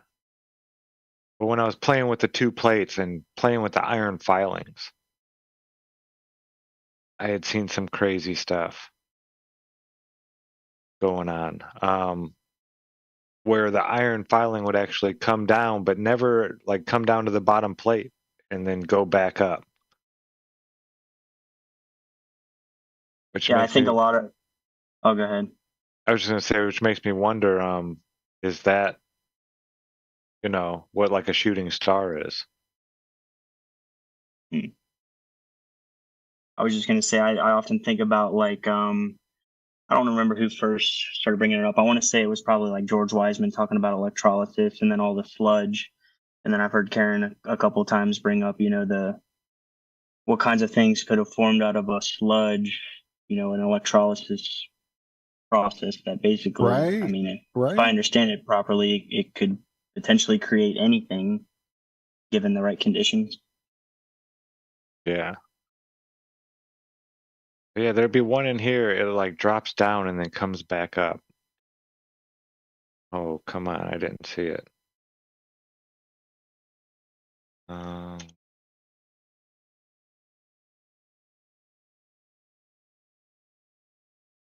Wood.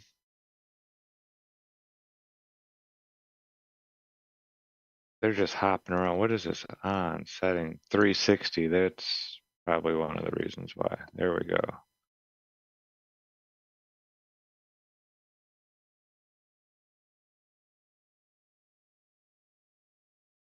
You still really don't see it. That is so weird. I mean, you can see a little bit of it going on right here where they're going up and down like that.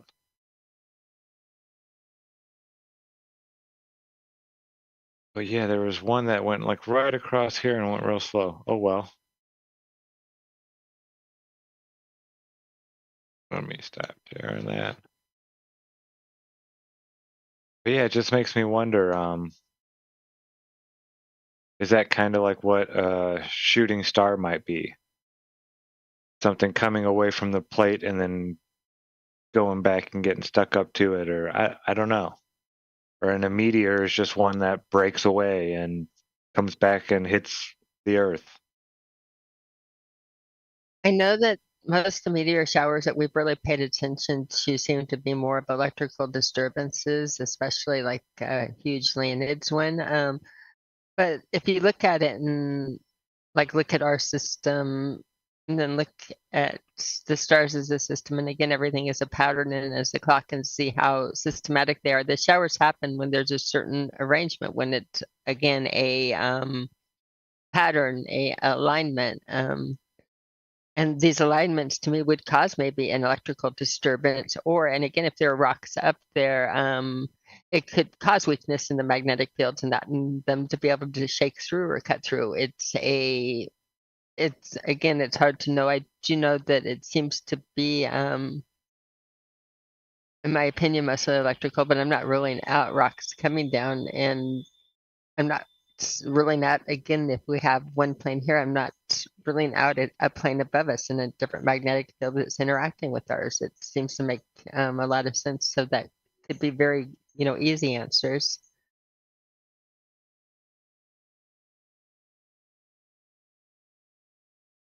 Yeah, the more I learn about electricity, the more I realize it's pretty much everything. It's like the glue that holds everything, and it's also like everything at the same time. Like electricity is the disturbance of the ether, and magnetism is it trying to restore the ether back to its normal state. I see electricity as being like an explosion. Electricity either makes a noise, it makes light, or it makes heat when it goes off. When electricity happens, one of those three things is going to happen. And then magnetism, I believe, is Mother Nature trying to harness that energy and bring it all back to the center point. But it's constantly going out, so it's constantly trying to bring it back in. And it's a never-ending vortex. I don't know, it's just how I've been seeing it lately, that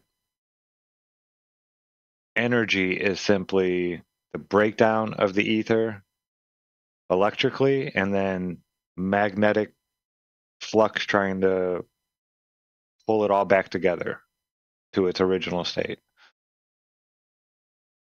I might be wrong. I don't know. Could be crazy. It reminds me of where it was like hailing stones in Romania. They're calling it, what do they say? There was a term that I just saw that they used to describe called trovants. Trovants are a type of sandstone concretion that can grow and change shape over time. Trovants, I don't know. Which made me think, like, if it can hail sandstone or rain rocks, maybe there's something else going on where that type of thing happens way up in the sky, and then eventually they just Sometimes they I don't fall. know. Yeah, Yeah. it's wild. This place is Yeah. amazing. I know. Yeah, you can see why, if all the stories are true, the creator made people live so long, because there really is that much to learn. Just about, forget about technology and all the stuff that we've made, but just about this place. There's that much to learn. 800 years worth to learn here, probably. And you still don't know it all. I can't believe I used to say that I was bored.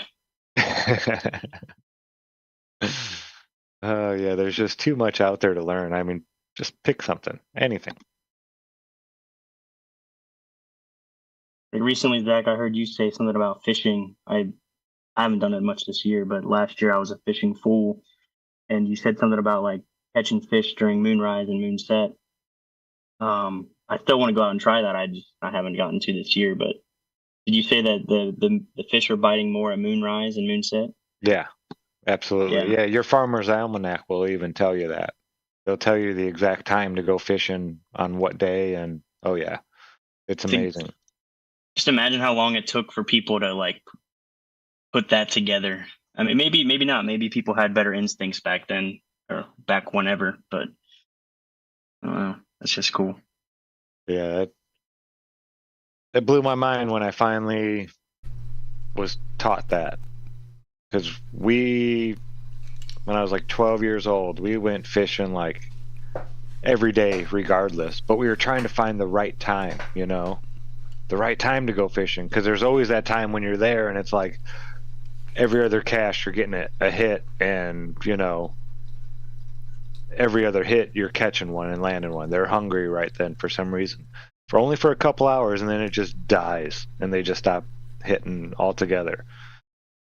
And we would go like every day, and it would never be like the same time 2 days in a row, and we could not figure it out. Then my buddy's grandpa taught us, yep, they go by the moon. Farmer's Almanac right here, look, and showed it to us. And I went and bought a Farmer's Almanac every year after that while I was fishing. I still always liked going fishing early, you know, early in the AM. It's my favorite time to be there when nobody else is there at the pond, and I have it all to myself, and I'm the first thing that makes any kind of distraction, man-made at least, on the pond. You're not getting destroyed by mosquitoes yet. Yeah, it's just perfect. I love that early light, all by myself, me and nature. And then that first hit is always so exhilarating. That bam. Did you ever try worm grunting, where you take the two sticks with the grooves in it and you rub them together and it causes the worms to... Some of the craziest shit I've seen in a while. You've seen that? Videos of it, but I'd never heard of it. Never heard of it until the last maybe 3 months, if that even. Yeah, it's something I want to try too. I want to see if that actually works. Best time to go hunting for worms, just right after a rain or when it's raining. You take a flashlight and you take a piece of red tissue paper, and you put it over it so it's not too bright but you can still kind of see. And the worms, they all come out of the ground getting away from the water, and then they'll start like mating. You usually catch 2 at a time. It's real easy. You just boom. But yeah, that's the best time to go worm hunting, is right after a rain. You don't need anything but your bucket and that light. It's a little trick I learned recently. I recently was doing that farm job, and one day I had to go through the fields and take the tractor and push all the old hay, you know, all the old matted down hay and whatnot. So I'm kind of taking the tractor bucket, rolling it until eventually I can get a good scoop. But I mean, there were probably thousands of worms all up in that hay. So maybe a good trick would just be to like set out a bale of hay, even if it was just a small square bale. And I would bet that the worms would gravitate towards something like that as their kill spot. Probably. If you were to put that in a low area in a field, then after the rain, they're all going to go to that high spot. That high spot's going to be that bale. And that motherfucker will probably just be chock full. Yeah, and there's probably like a gradient of wetness in that bale of hay. Like at the very bottom, I would assume it's going to be the most wet, and they would, you know, they can move up and down the bale of hay as they desire. Yeah, we used to just take a shovel, and really the best thing we would use, if I was using live bait when I was younger, I used to do that a lot, but it would be grasshoppers or crickets or whatever's jumping around. You know, if you're going fishing in the summertime, I always shore fished. I didn't care to be out in the boat. But yeah, just catch whatever is out there on the ground. And yeah, you're good. Yeah, a few years ago we had those cicadas, the mass amount of cicadas. And I thought I was being smart by doing that, but everything is already eating them anyways. So they're kind of like, yeah, whatever. There's 1,000 of those laying around, but maybe if you would have freeze dried them or something and had a bunch of them left over, you could probably pull it off the next year. Yeah, I loved artificial. When I really started getting into fishing in my early 20s, give me a top water bait where I loved walking the dog, you know, where it makes it look like it's swimming back and forth, like it's injured fish on top of the water. Man, I got really good at that. My buddy's dad taught me, and then I started teaching him. We would take the hooks off, or we'd put little plastic covers over each one of them, and we'd cast into his swimming pool. Me and him trying to, we'd put little stuff out there to try to get around and this and that, and just put it into little tiny spots, but just practicing getting it in there and then working it out. Yeah. The one I could never get down was the topwater frogs. I always wanted to catch something off a topwater frog, but I had a few hits, yeah. but I never landed anything. I had a huge striper bass one time hit one of those. Enormous striper bass. Yeah. And I got it up to the shore. I wasn't expecting it. Very first cast, it was like probably not even a foot and a half from the shore.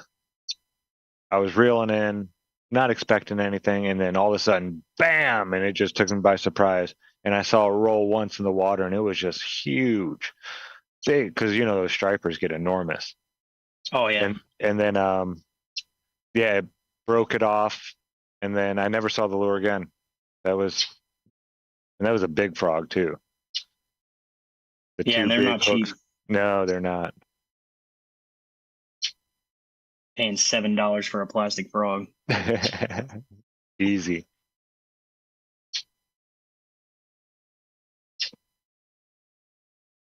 Yeah, I do miss it. I miss just being out there in nature, getting dirty like that. So Zach, Yeah. you have your Severus snake outfit, snake outfits in the screen again, and it's very weird. He's been watching Harry Potter, and he's got like the little black cape. It's really a robe, but it's just right there in the middle. It's kind of weird. Is it floating? It's just floating. Just a cape floating. Oh yeah. That's wild. In the Brady's living room. In the Brady's living Right? room. Need a Princess Bride like- backdrop. Oh, there you go. I'll get one. Hello, lady.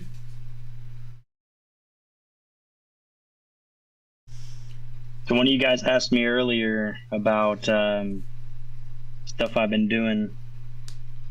Like I said, I do a lot of stuff, but one of the things I've been doing lately is going to different like archaeological sites around my area. So I've got Serpent Mound, like 45 minutes away. I've got Fort Ancient, crazy. some other Native American burial sites. I've got Yellow Springs.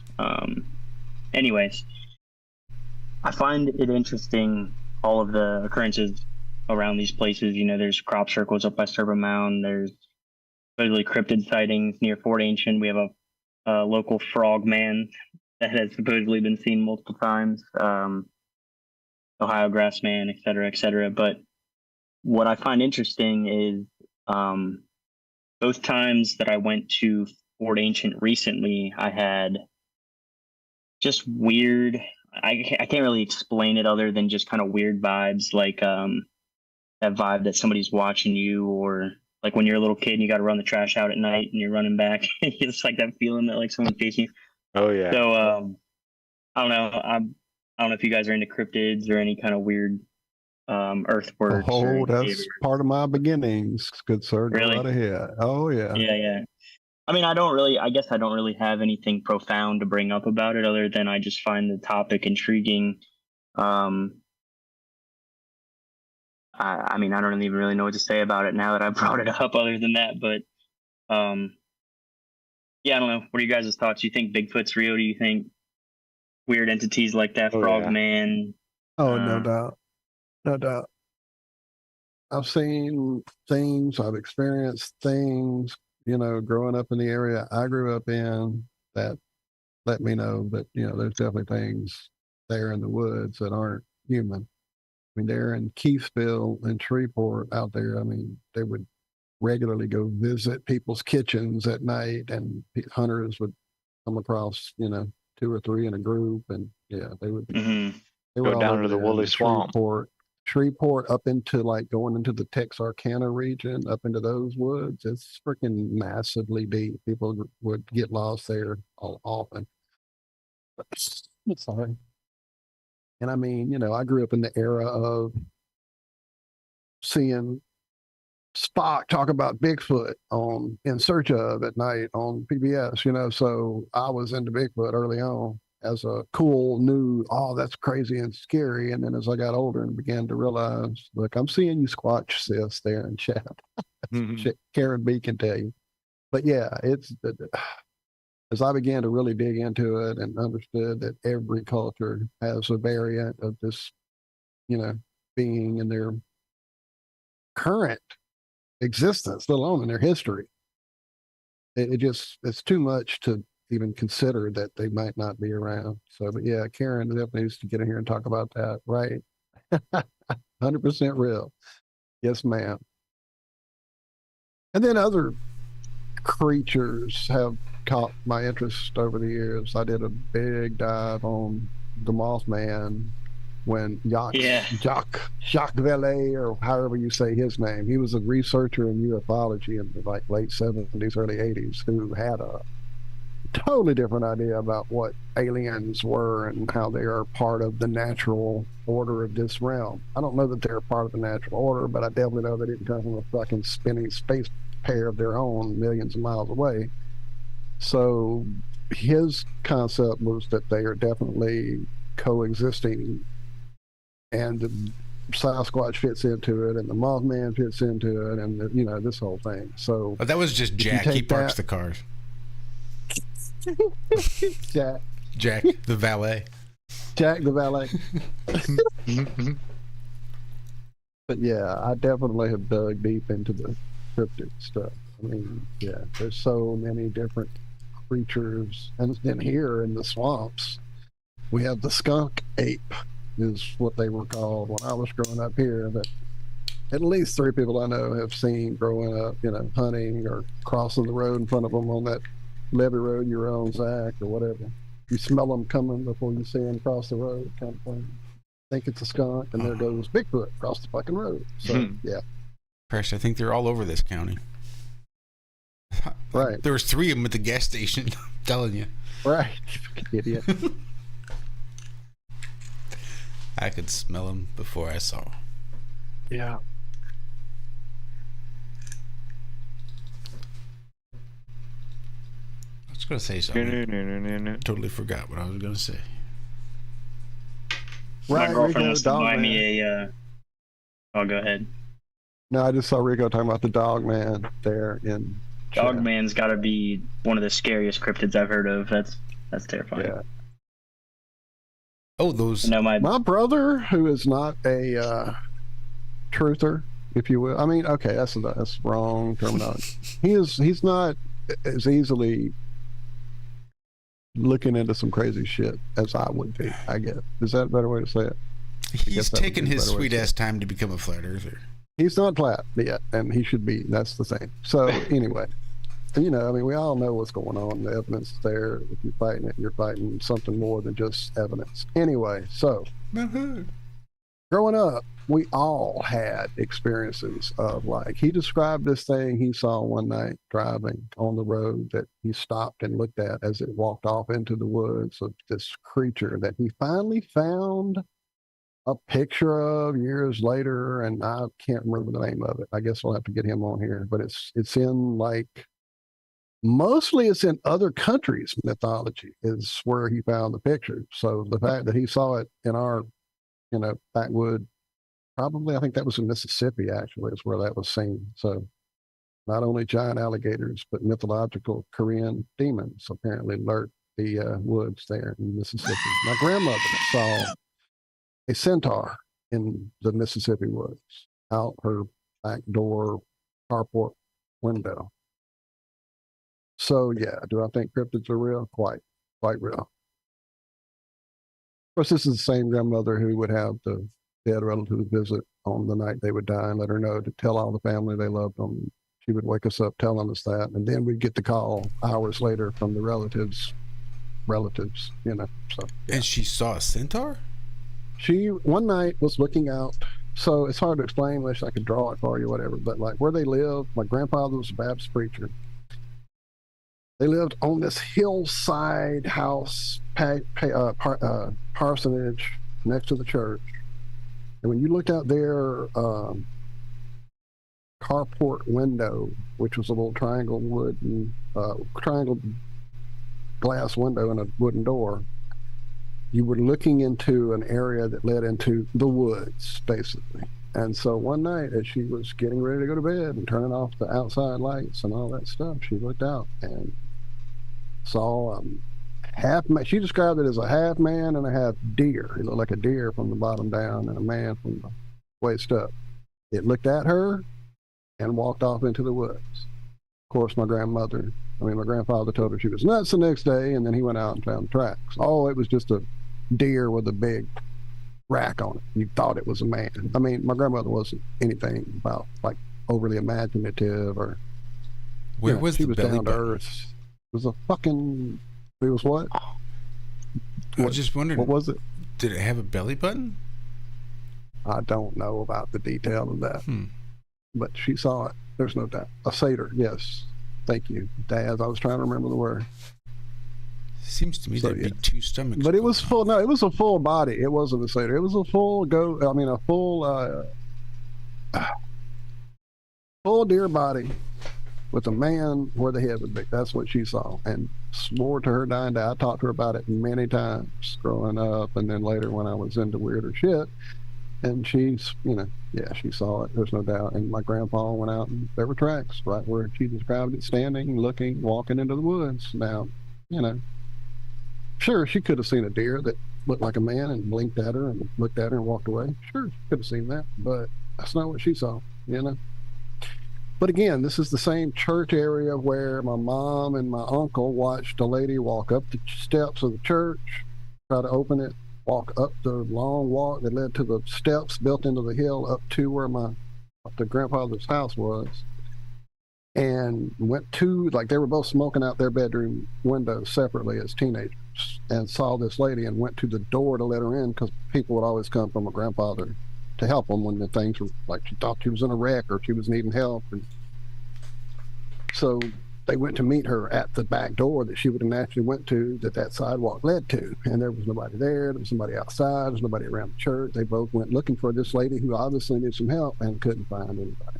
This is also a place where when they were breaking ground for the church, they heard every kind of screaming, horrifying sound you can imagine. While they were living in that house, they heard things screaming in the night over there where that church was being built on, I'm sure, old ancient holy ground. That's where they usually wind up building churches, and isn't it? That's the sign of God's approval. Church. It apparently didn't, because it definitely had a lot of bad mojo growing up. There was a lot of bad energy for me in that place. I didn't like being in that church. And that was before I heard these stories at about probably 8 or 10. Even as a little baby kid crawling around there, I didn't want to be in that church. Yeah, that's crazy. So cryptids, thumbs up. That's what I'm saying. You were showing cryptids this morning. Those Antarctic cryptids are fucking crazy. That shit on the flow of ice out there looking at you, it's kind of bent over. Yeah, that thing is nuts, dude. I've got that on a t-shirt, actually. Oh, wait, my shirt. I got to go show y'all. Help. Hang on. Then I saw Austin over in the Melodome is going to be doing a show about cryptids in the very near future. So that should be interesting. Cryptids everywhere. Hmm.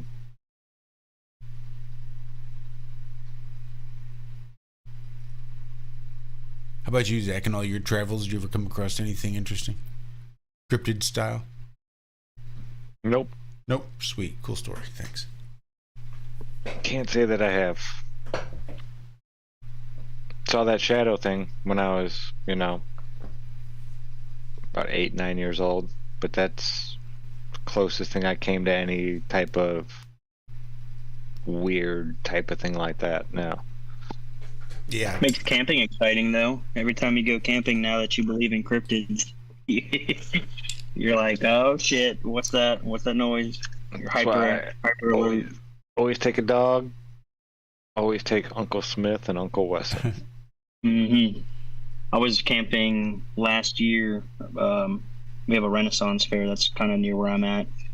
So I found this little campsite on a private property.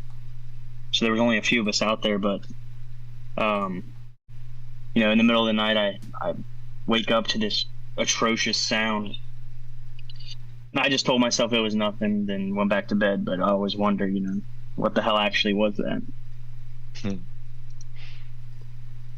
No, I've stayed over at Karen B's, and on more than one occasion we've been outside, and there's been all kinds of activity, noises, and celebrations. Even definitely felt presence multiple times there, and just so my husband didn't worry that I was a little bit crazy or that she was. The first time he even came over, as we were pulling in, it was amazing, like running across the road, this huge shadow going across, and he was like, what was that? So he saw, and then again activity and things going on, but the feeling of it, the feeling of the presence around, and I don't know, the smells, the sights, the sounds, there's a lot to the experience. Yeah, I remember I wasn't with you guys when that happened. I remember Bob telling me about it.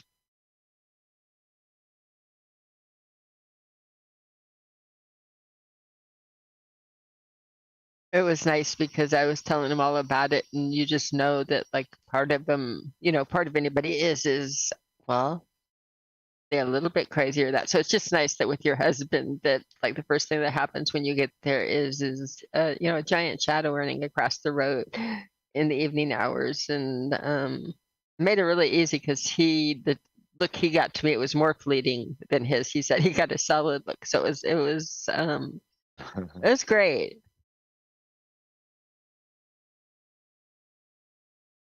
That's right, Karen. It was like, it's pretty cool. Karen Lands is pretty magical. I think she's got protectors for any y'all that might want to mess with her. I think she's got pretty badass protectors. That's why she's feeling 6 foot, because they're like 9 feet out there, saying, "I'll." And his dreads are kick your badass too.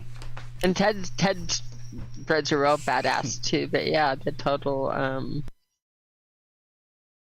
I feel validated when Bob told me that. I know I did too. It was like, it was good, because we'd been telling him all about it. So it was really, again, it's like going to the doctor's office and having something actually happen, and the doctors that, you know what I mean? Things happen. You say something and it actually shows up, that validation. No, Karen will turn Bigfoot into a frog, so you don't want to mess with that.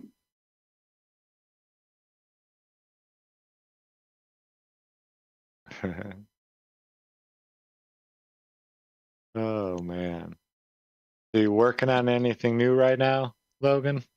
Any videos in the works or anything? Any ideas? Man, I'm just kind of all over the place. Like I'd love to get into learning more about biofield tuning. I think there's so much credence to that field. Whether it's tuning forks, whether it's singing bowls, whether it's magnets, tuning the biofield. Really, just I'm into anything health-wise. What can you do every day to make improvements? Little by little, 1,000 waves reshape a beach, right? So if you can do something every day to improve your life, that's always good. But man, I don't know. I feel like sometimes I'm just ADHD with the stuff that I look into. There's so many intriguing topics that I don't tend to stick on one, but kind of bounce around, and maybe would be considered like a jack of all trades as far as looking into things. Like I don't really feel like I'm a master in any one topic, but I can dabble and contribute to many different topics on the surface level. That's the way it should be. Yeah. But it's how the saying actually goes. It's better to be a jack of all trades and a master of none than it is to be a master of one. True. Yeah. Oh, you got your tuning fork out. Is that a Sonic Spider? I do. Yours looks shinier than mine. These are just cheap ass fucking bullshit ones I picked up on a whim. Actually, that's something I was thinking about just maybe yesterday or the day before, but like taking this and scanning it, making a 3D model or printing it, 3D printing it, or even casting this. It'd be interesting to make a cast of a tuning fork and then pour different metals, you know, maybe try Different copper, metals. That's awesome. silver, Yeah. gold. I mean, obviously it would be incredibly expensive if you started playing with some of the more precious metals, but you know, Eileen Dave McCusick is the one who I got this tuning fork from, and she talks about how these are made with like high grade surgical steel and whatnot. I'd be curious, because like Tibetan singing bowls, right? Those are pounded, I believe, copper, brass, different variations. I think the ones that you buy that are like made from a lathe, I think those are probably brass. I don't know. I don't want to say the wrong thing, but interesting. If you ever played with singing bowls, like a real Tibetan pounded singing bowl has a much different effect or feel rather than, excuse me, one that you find in a store, like a lathe one. It's a great Andy Cap impression, by the way. So over the last month, one of the tiny little rabbit holes I went down, it's interesting, I just didn't fucking know. Gongs.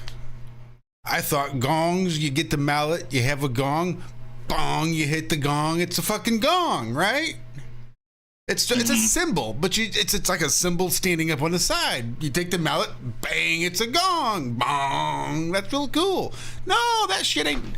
It's like the way they play these gongs is fucking amazing because it builds up they, like, the vibration. touch it. Yeah, they rub it, they run it over the top, and you can hear it build and build and build until they get to where they want it, and then they'll rub it a different direction or a different way or in a different spot, and it do the same thing, and it builds and builds, and they get it to where they want it, and they'll back off and stop and go somewhere else, and just was like, man, I had no fucking clue. Yeah. Yeah, that's so cool. Or like, okay, here's another one I was looking into recently, like Mongolian throat singing, how they can just get such a range, such a if you've ever tried it, it is probably just gonna embarrass yourself the first time. But if you actually can get it, you know you've gotten it. Like it will not hurt.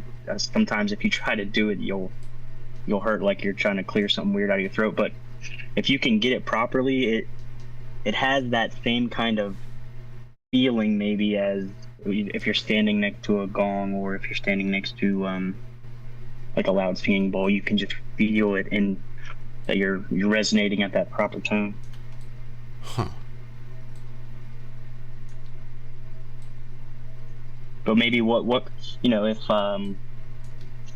if singing bowls and tuning forks and those types of things have a physiological effect, and maybe even further a spiritual or emotional effect to them, then maybe there it leads a little bit more credence to things like song. Or, you know, nowadays we're just so stimulated with music, but back then did music have a lot different maybe of an interpretation, or again a physiological effect that was beneficial?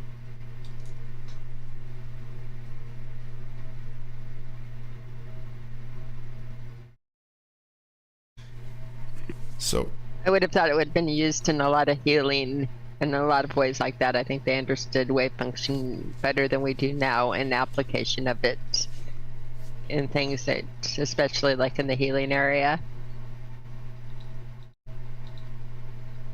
Yeah, Also, for I sure. think even with like levitation and different things like that, I think again understanding how things work, we're missing components of it. But I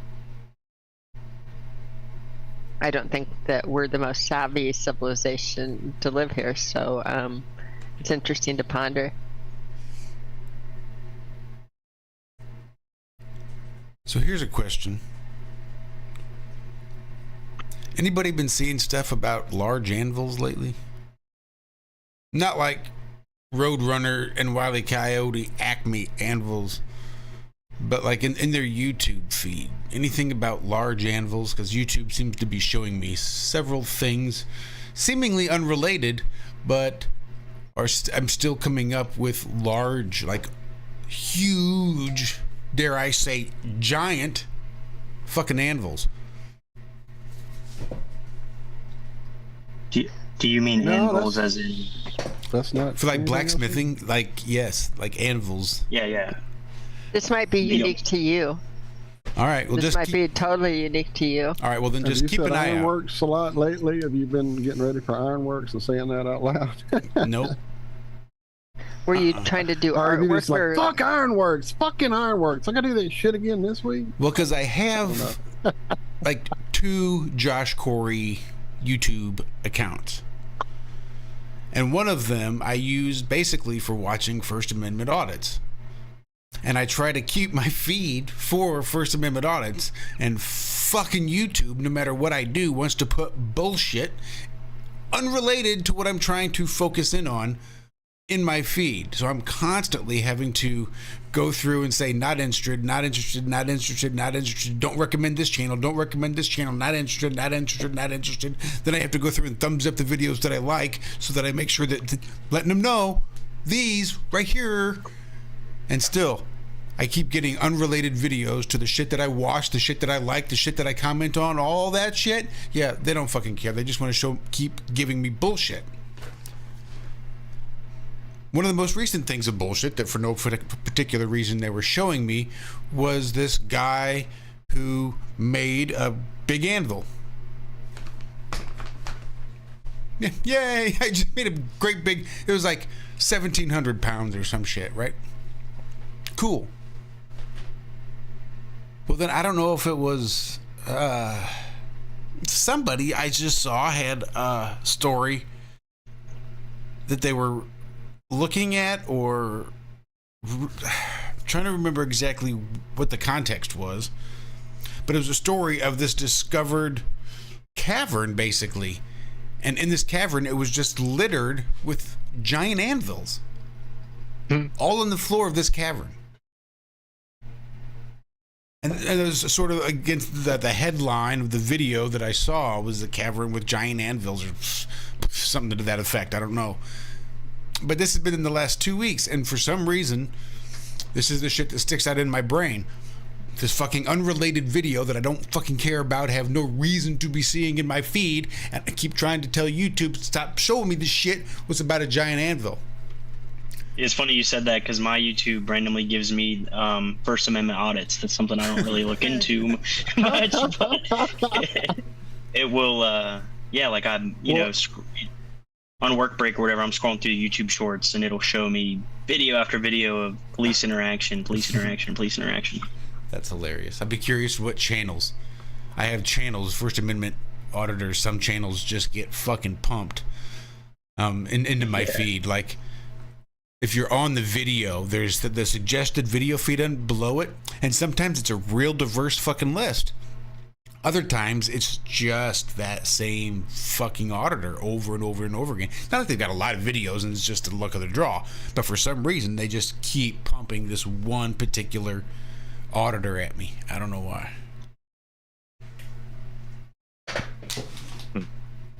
The only anvil thing I've seen recently is those kids from Australia who drop things from that tower.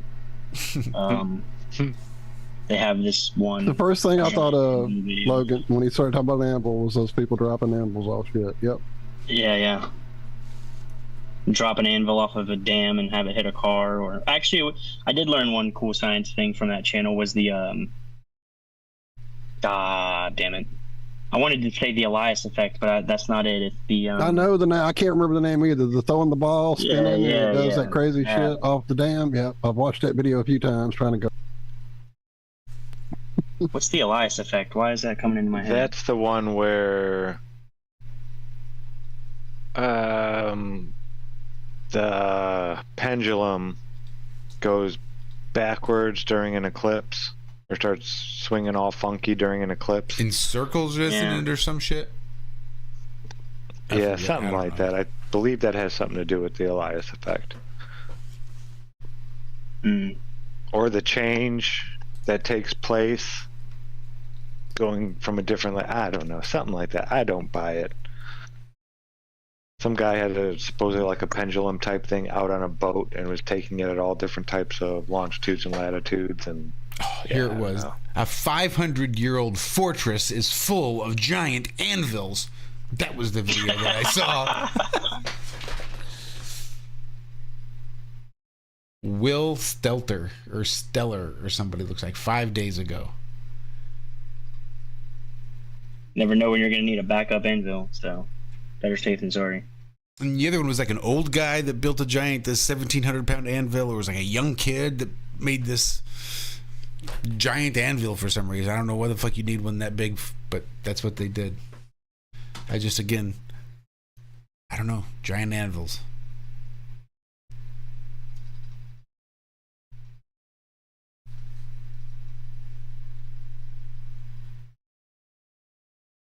It was the Magnus effect. The Magnus effect was the basketball one. Yeah, where it spins, yeah. The first time I'd ever heard of it was watching some like World War II video where these planes used to take these barrels and they would basically spin them a certain way as they're flying over a target. I think they were for ironically enough or coincidentally enough for breaking dams. Like yeah, they would dams and bridges. Yep. Mm-hmm. And they would spin the barrel, skip along the top of the water. Exactly, yeah. So how would that work with a spinning Earth? Wouldn't you have to have pretty good idea of which direction you were spinning and be going pretty fucking pretty well parallel with that spin? Oh, I got something random cool for you guys. My dad has Neil Armstrong's autograph, and he supposedly didn't give his autograph out to many people. I wonder why.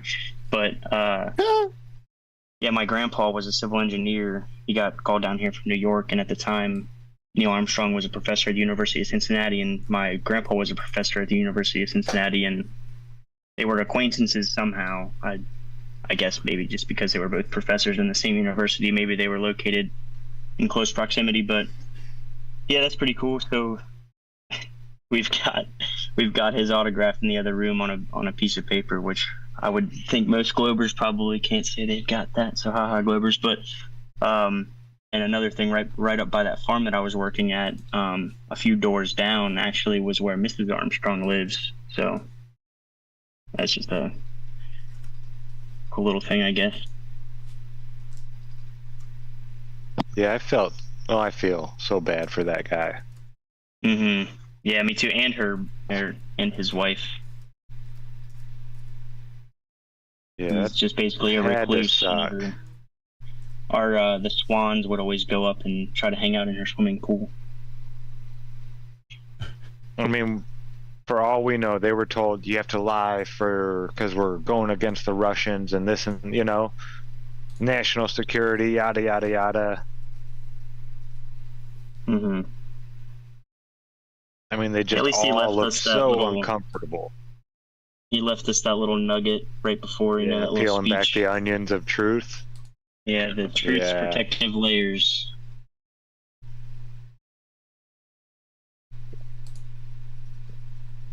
Yeah, well, at least he didn't go around parading it, saying that he did it. Right.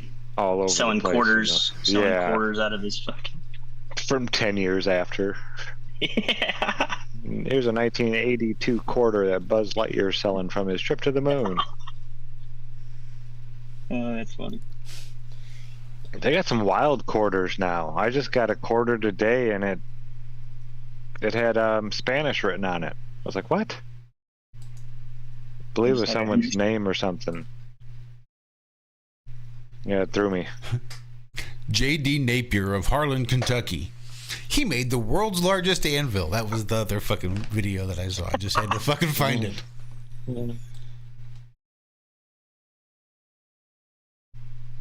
Because this has been on my mind, and I've been wondering why the hell I've been...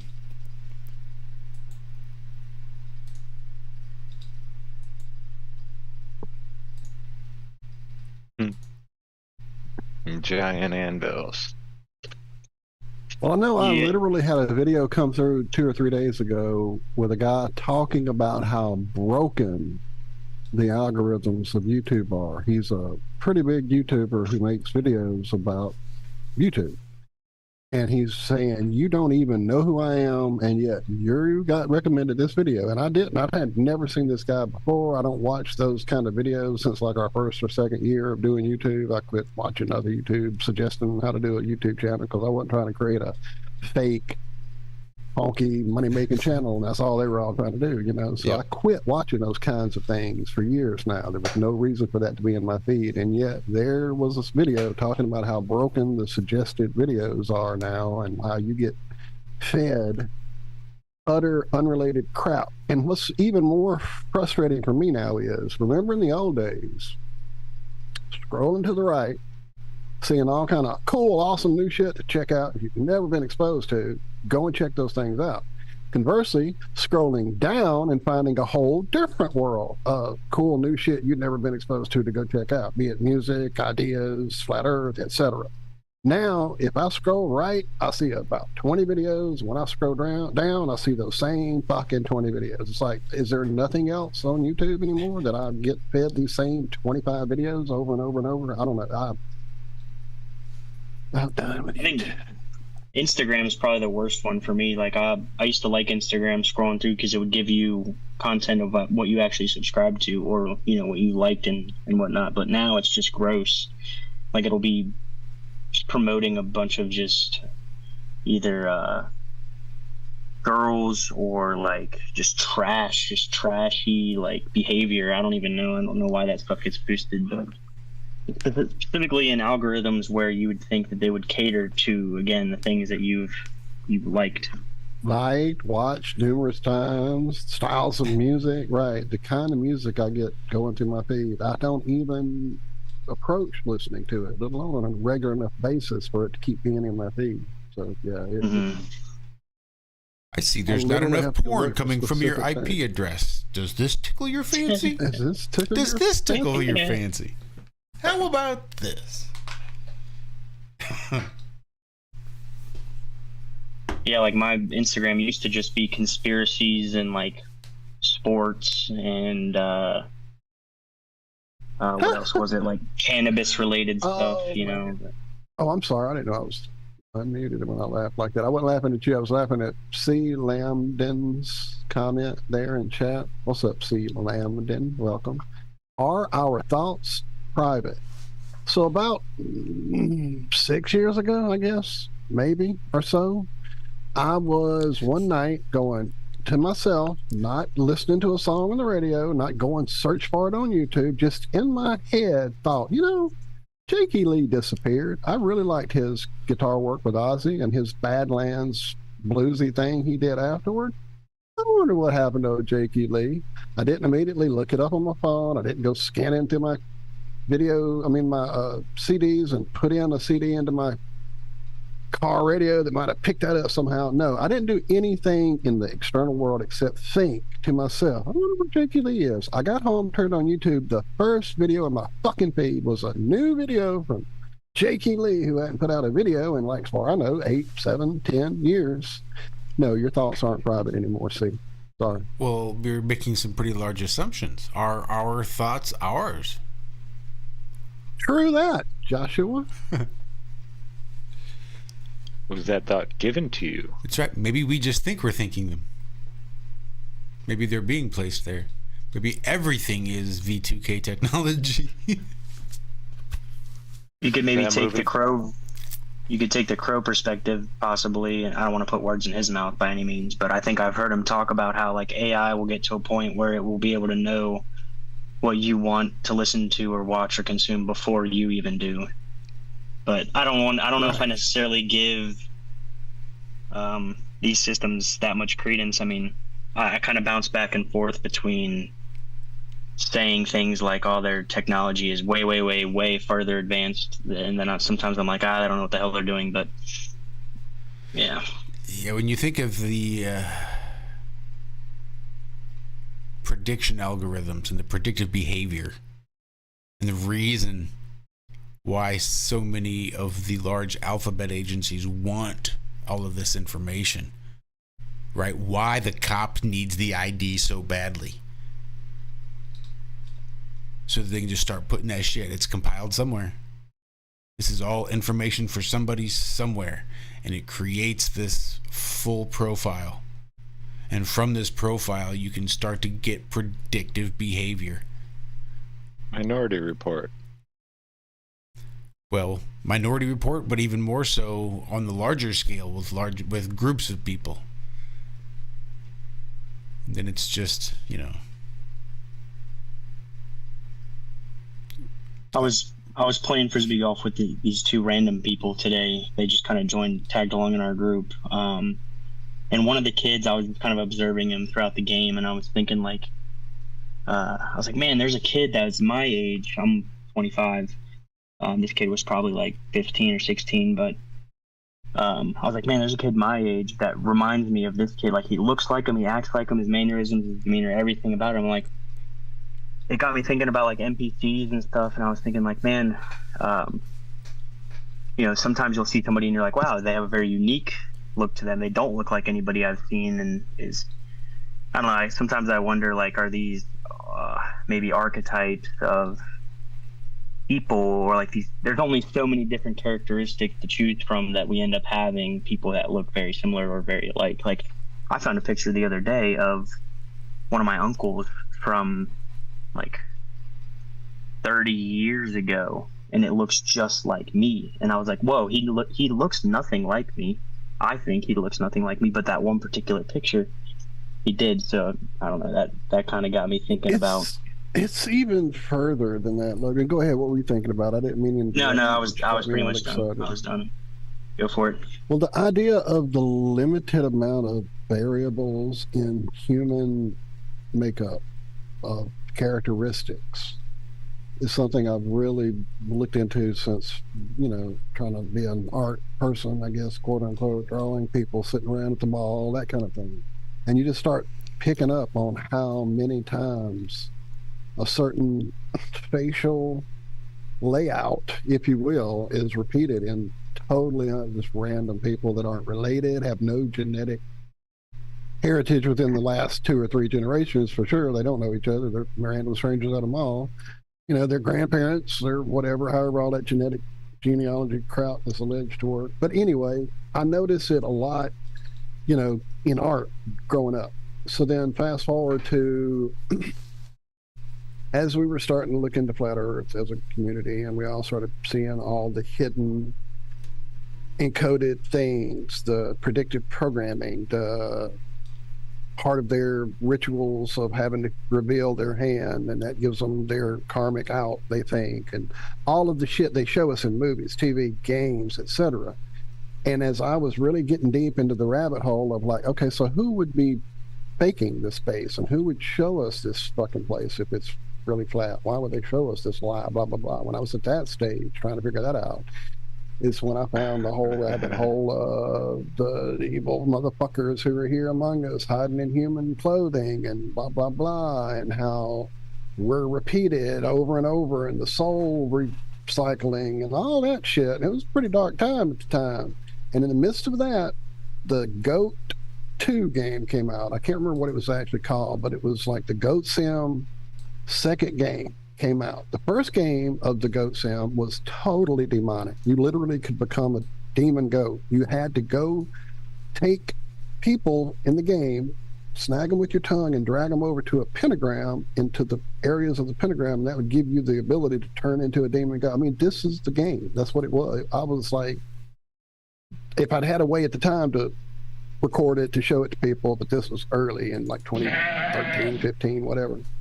The second game came out, and it had this whole thing about the hidden agenda of the simulation we live in, and the soul factory, and like this place where they would literally produce people out of these like matrix looking energy blob things. They would go into a factory and they would come out and they would look a little different, sort of the same. And so it all made me think about this place and what are we really here. And I know I kind of rambled a bit there, Logan, but yeah, definitely the idea of the limited amount of features that we seem to share across the board is kind of crazy if genetics at all work in any way. I don't know. It just seems crazy to me that You see so many repeated things.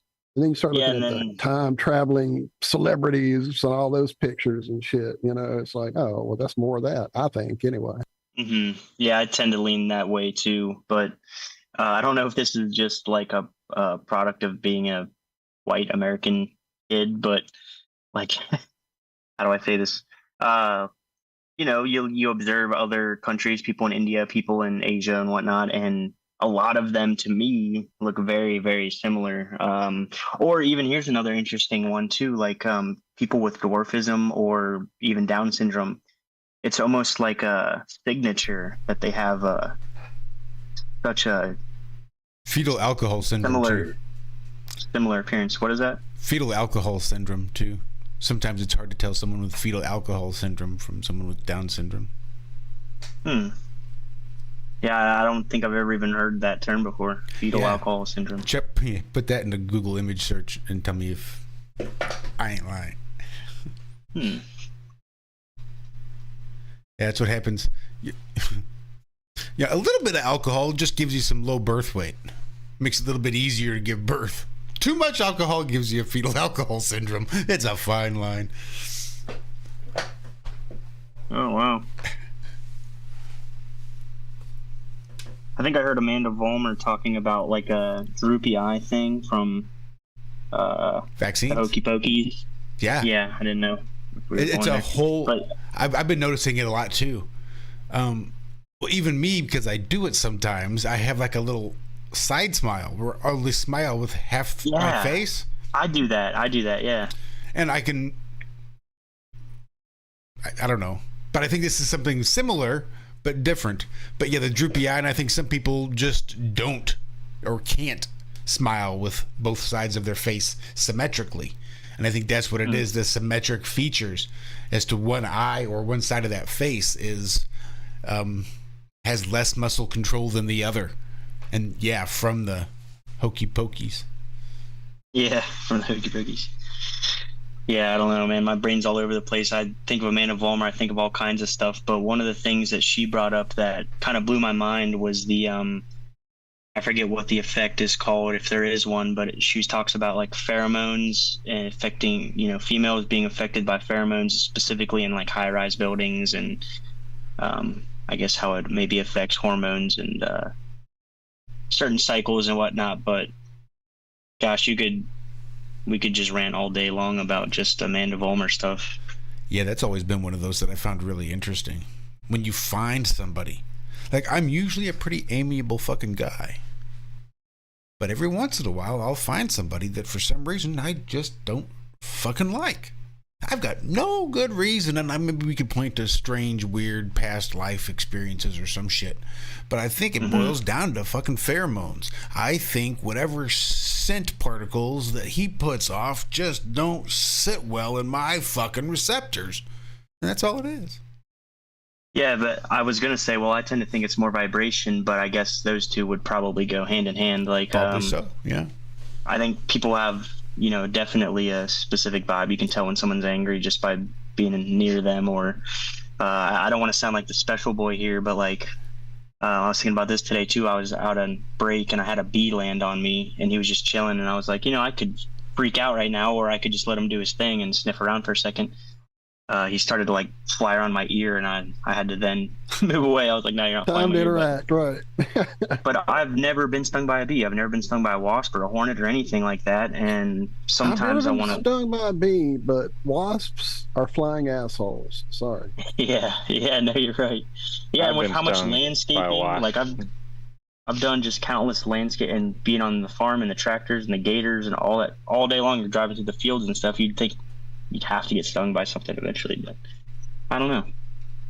Well, I think there's a lot to the scent thing, Josh. A huge percentage of it that we've been, as a society, fucked over with. Colognes, aftershaves, deodorants, shampoos, fucking... The diet. smell of gain right now in my world makes me ill. Like the people behind me in the little shed where their washer and dryer is, they use it. And every time I go to a store, I can smell that smell on people who use it. And it's like, good Lord, how can your body stand that much chemical attack on you all day long, coming into your nose? Because I call myself Wolf Boy. I have the most sensitive nose. I can tell a lot about a person from their scent. And women, like, as I was becoming a person that was in the dating world, it literally wasn't anything to do with like a sexual thing. It was more just an energy thing. It was like when our relationship would sour, their smell would change first. Like their smell would change, and then shit would start going crazy, and emotional crazy happenings and the accusation, the typical breakup shit. But I would smell it coming off their skin before it would ever happen. I don't know. It's crazy, I guess. But yeah, I think as a like scent thing, that's why they've got us coated in all these horrible fucking aromas of shit floating around, oil decanters plugged into every socket in your sister-in-law's house when you visit. And it's like, how do you live in this miasma of just blah, male smell? And I can't exist that way. I'll burn a candle when some onions are overpowering me at my kitchen, or I'll too much weed in the house, I'll burn a candle, something like that. But just having a constant aroma of some floral shit logging you up all day long drives me nuts. And then I can't even imagine somebody from a country like that's natural and doesn't do this and walking into this world. Anyway, go ahead. I was just gonna say I'm guilty of that. I'm a walking patchouli, so there you go. Everywhere See, I would go. walk up to you. Now, patchouli is less as some of them. It's more of a natural essence than some of the crap I see, like people that bathe themselves in. Like it smells like stuff from high school, like Jovan or some fucking or like Axe when kids were spraying Axe musk on them. or, oh, this is even older than that. But yeah, Axe is beyond control now. Yeah, it's just ridiculous the amount of smell covering that goes on, and I think it's all part of how important that is as we are a species. I mean, that's what cats do to each other. They walk up, sniff each other's hind quarters. That's how they make sure everything's cool. You know, I'm not suggesting we all nose up into everybody's butt crack, but I am saying that hiding the scents from each other is a huge part of why we're so separated. My neighbor told me a story. He said, back in the day when dogs ruled the earth, they were all at this big giant party one day, and someone pulled the fire. There was a big fire, so they all had to just and they used to hang their assholes up by the door. And when the fire broke out, everybody just grabbed an asshole and just ran out the door. And that's why dogs smell each other's butts, because they're all looking for their original asshole. Old man joke.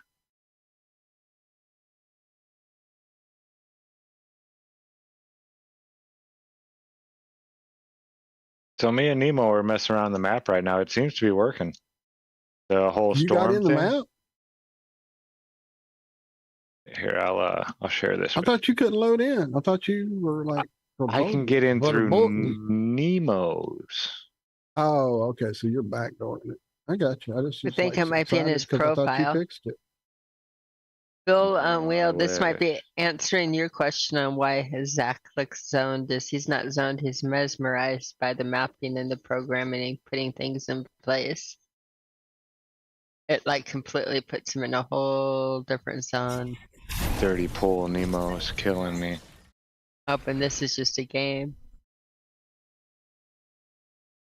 Can you fly in that game, Zach? Can you get like way up in the air? Here, I'll show you. Yeah. Oh, no. So I was recently playing a game that I was flying around, and I'm fairly certain the game's built off of basically a flat level grid, and then they build the topography off of that. But what I noticed while flying was the horizon was kind of doing like a circle, I guess you would say, which made it look like curvature, but it was really just you're looking at like your eyesight was like a disc, Yeah. I was just trying to see if maybe your platform is similar. Oh yeah, it's definitely a flat plane. Okay, but yeah, like you can see how when you're looking out over the water, like it almost looks like the horizon is a circle around, which is what I think we would view. Yeah. Oh yeah, because you can only see so far in every direction. Hmm. But yeah, there's the Earth from up here. See, I can even go higher that's up cool. here. Turn the speed up a little bit.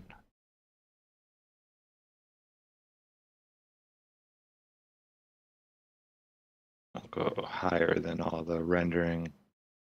See, I don't like Yeah, how that y'all white got a thing is nuts showing amount of underneath. stuff Yeah. since I was here. Yeah, that's cool. And when you go down, there's a lot more trees and stuff now. It's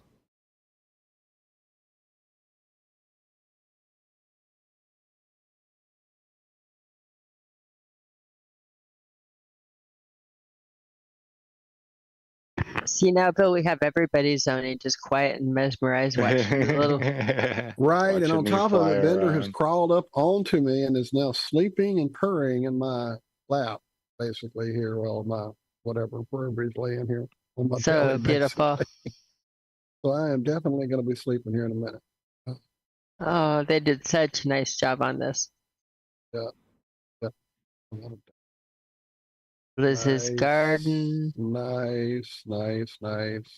Look, Liz. Ah,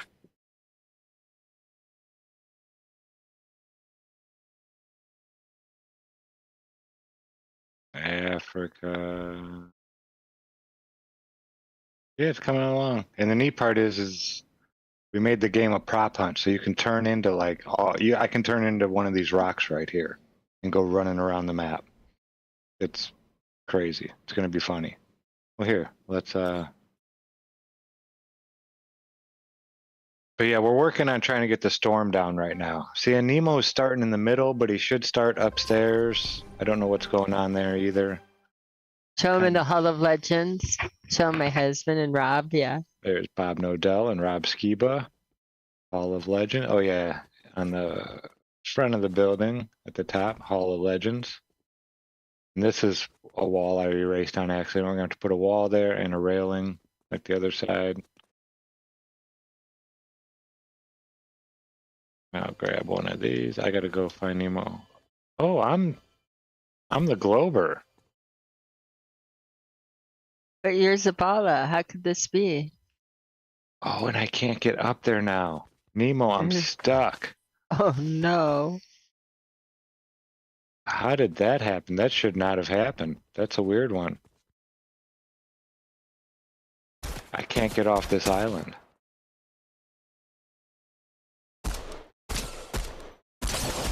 Is that Nemo shooting you? Yeah. He's a jerk. Here, just throw me off with a grenade, Nemo, if you can hear me. He can't even hear me. I just need him to... You called Throw him me a jerk. You hurt his feelings. off. Does that happen again? I don't think so. Yeah, I Nemo think hit he me with threw a one of them. grenade. Yeah.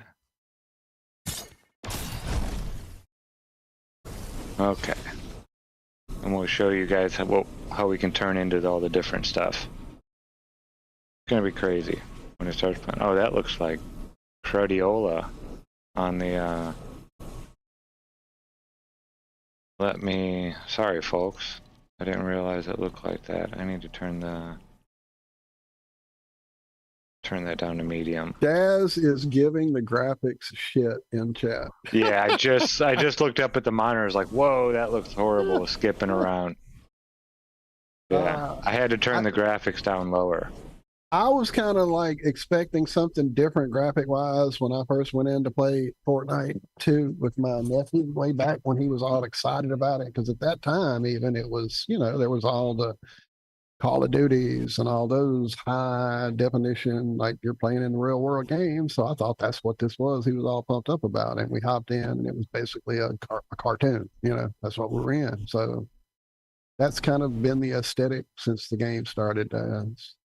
There's a lot going on in the game as far as just weapon types is nuts. The shit they throw into the game at you is nuts. So there's a lot going on, but yeah, it's definitely a cartoony. Is there an anvil in here? graphics. Do you have There might be. anvils? think there are, as a matter of fact. I'm hiding. I'm a little cup. Short and I stout. shouldn't say that to Nemo. This isn't fair. He can just look. Whoa. Here's a cup, Nemo.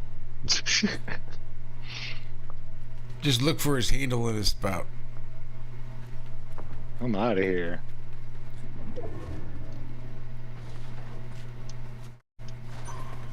Oh, no way. Kind of like skate shit in there.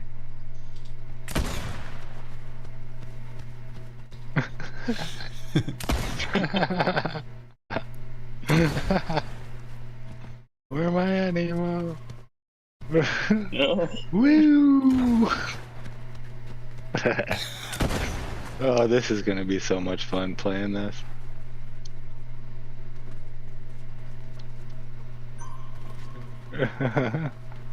You stop and get a snack.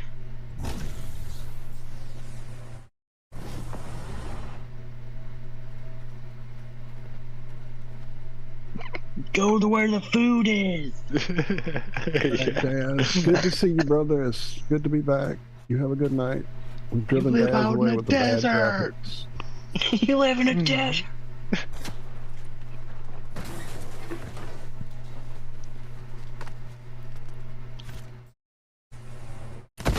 And this game was designed for children. So there's certain graphics that they wanted to keep out and low key. Yeah, there's no Right. blood. There's No no. blood, there's no None of that dying. stuff. You're eliminating people, not killing them. What are you thinking? I'm in the storm now. We gotta fix that. We might. I don't know how we're gonna do that. Maybe we just make the flat earthers invincible. Yeah, fuck them. Fletch is wanting the link in chat so he can get in. Is that a doable thing? Yeah, you have to do it on your computer, but you just jump into Nemo's. That's what I don't know if Nemo can do it. I might have to get on the Jaren's system, but I want to create this and make it actual playable game mode. We need to get the storm down right. Right. Yeah, Well, let's if make we're flat earthers moving invincible. on to game mode, I guess we should, like, you know, Wrap it Okay, up. let me I'll give stop Logan an sharing out this. if he's not excited about gaming, or give him a link so he can get in. One of the two. Where you at on gaming these days, Logan? So I dabble, I guess you could say. I kind of just get on and talk to some buddies and kind of have my own little vibrant for a couple hours and just play something mindless like I've been playing Rocket League, which I think is made by the same people who made Fortnite. Mhm. Yeah, they interact quite often, crossover with little things. So yeah, I played that a lot, like the first or second year it was out, and got into it a bit until I realized that it was either going to be me grinding my ass off or spending money to get to the level of the people I was playing against, kind of thing, you know. Mm. And I was already playing something I was grinding on at the time, and I just never went back to it. And then I think we had was it Brandon? Brendan Daly. Yeah. that was on and was talking about being in the league and leaving to go play in like a conference or whatever. I was like, no shit, I need to get back into it, and just never have. I want to play it again. There's so much distraction in my life now. I don't need to add another one. But Are I you guys enjoyed all it when I PC played. guys? I am. I think the only one who isn't in the group right now is Nemo. Goes back and forth. He goes, or used to go back and forth between Xbox and PC. I think he's mostly PC now, but he got a better setup. And this I don't is, think my setup could keep up. I just have like a MacBook, so I don't think you can do anything be significant, right? Surprise! You can play Fortnite on your phone and actually not have a horrifying experience. It's pretty savvy on getting people in from different platforms. You might be able to get on with a Yeah, it's MacBook. made to I'm run not with a 100%. Switch and a phone It's now, pretty- mobile. So your Mm. MacBook would be able to handle it. But I don't know Again, how not being playing an on that enabler or would- anything. Yeah. I'm never an enabler, but Yeah. Yeah. come on in. We have cookie. I downloaded Fortnite. I played one round, but it was like years after it had come out. So I felt like I was so far behind. I was like, yeah, I'm never gonna catch up. So I just gave up on it. But You can catch up Um, in a day. yeah, The only reason I'm saying that is because I hated the game. Like when I played it with my nephew when it launched, like the Well, second they or took third the year. build. They have a Oh, the no first build year. now. I hated it. I'm like, this is Minecraft with guns? I'm good. I hated Minecraft because I just wasn't. RTSs were never my thing. If I'm going to be a resource manager, I should be getting paid for it in an office somewhere. I shouldn't. It's not an enjoyable experience for me. So I'm not into the whole resource management thing, and that's basically what, to me, Minecraft was. Oh, but you can do this and build that. It just never caught for me. My son and his friends would do incredible shit. I would go in their little worlds and be blown away. But for me to sit there and do what they had done wasn't appealing. So I just never got into the building side of it. But Zack kept pushing. They took the building out. I'm like, no, Zack, you shall not get me. You got me. So the only reason I love this one so much better is because Call of Duty has so many cheaters, and they do nothing about it. It's ridiculous. Fortnite actually has an anti-cheat that they actually put forth and hardware ban people and stuff like that. There is no, oh, you're a famous streamer, so we're gonna let you cheat. No, they don't do that on Fortnite. They keep it. If there's a questionable victory against you at times, it automatically pops up. Did you want to report this player? I mean, they're really heavy duty on the anti-cheat. Yeah. You guys ever get gamer's guilt, like where you feel like you're playing and you're just like, man, what am I like? I should be doing all these other things. I should be doing more important shit. Yeah, I did. Yeah, but at the same time, second, third year of me being into this, I was like, God, I've been playing games again. I've stopped that for a long. Like I did. I quit. Like I think the last system I owned was 360. Yeah, I had the Switch. Maybe we got the Switch, but still, I just got out of gaming because I was doing other things, taking videos and making a channel happen. You know, so it was. It's like everyone's got to have some sort of little escape if they can keep it in moderation. You know? Oh yeah, this is my release. Well, this is also something I'm doing for the community, to help spread flat earth, because there's so many flat earthers that play Fortnite. It's insane. If you go type flat earth into the search, because you can search for other players, you can type in FE and you'll find capital letters, you'll find a bunch of people with FE.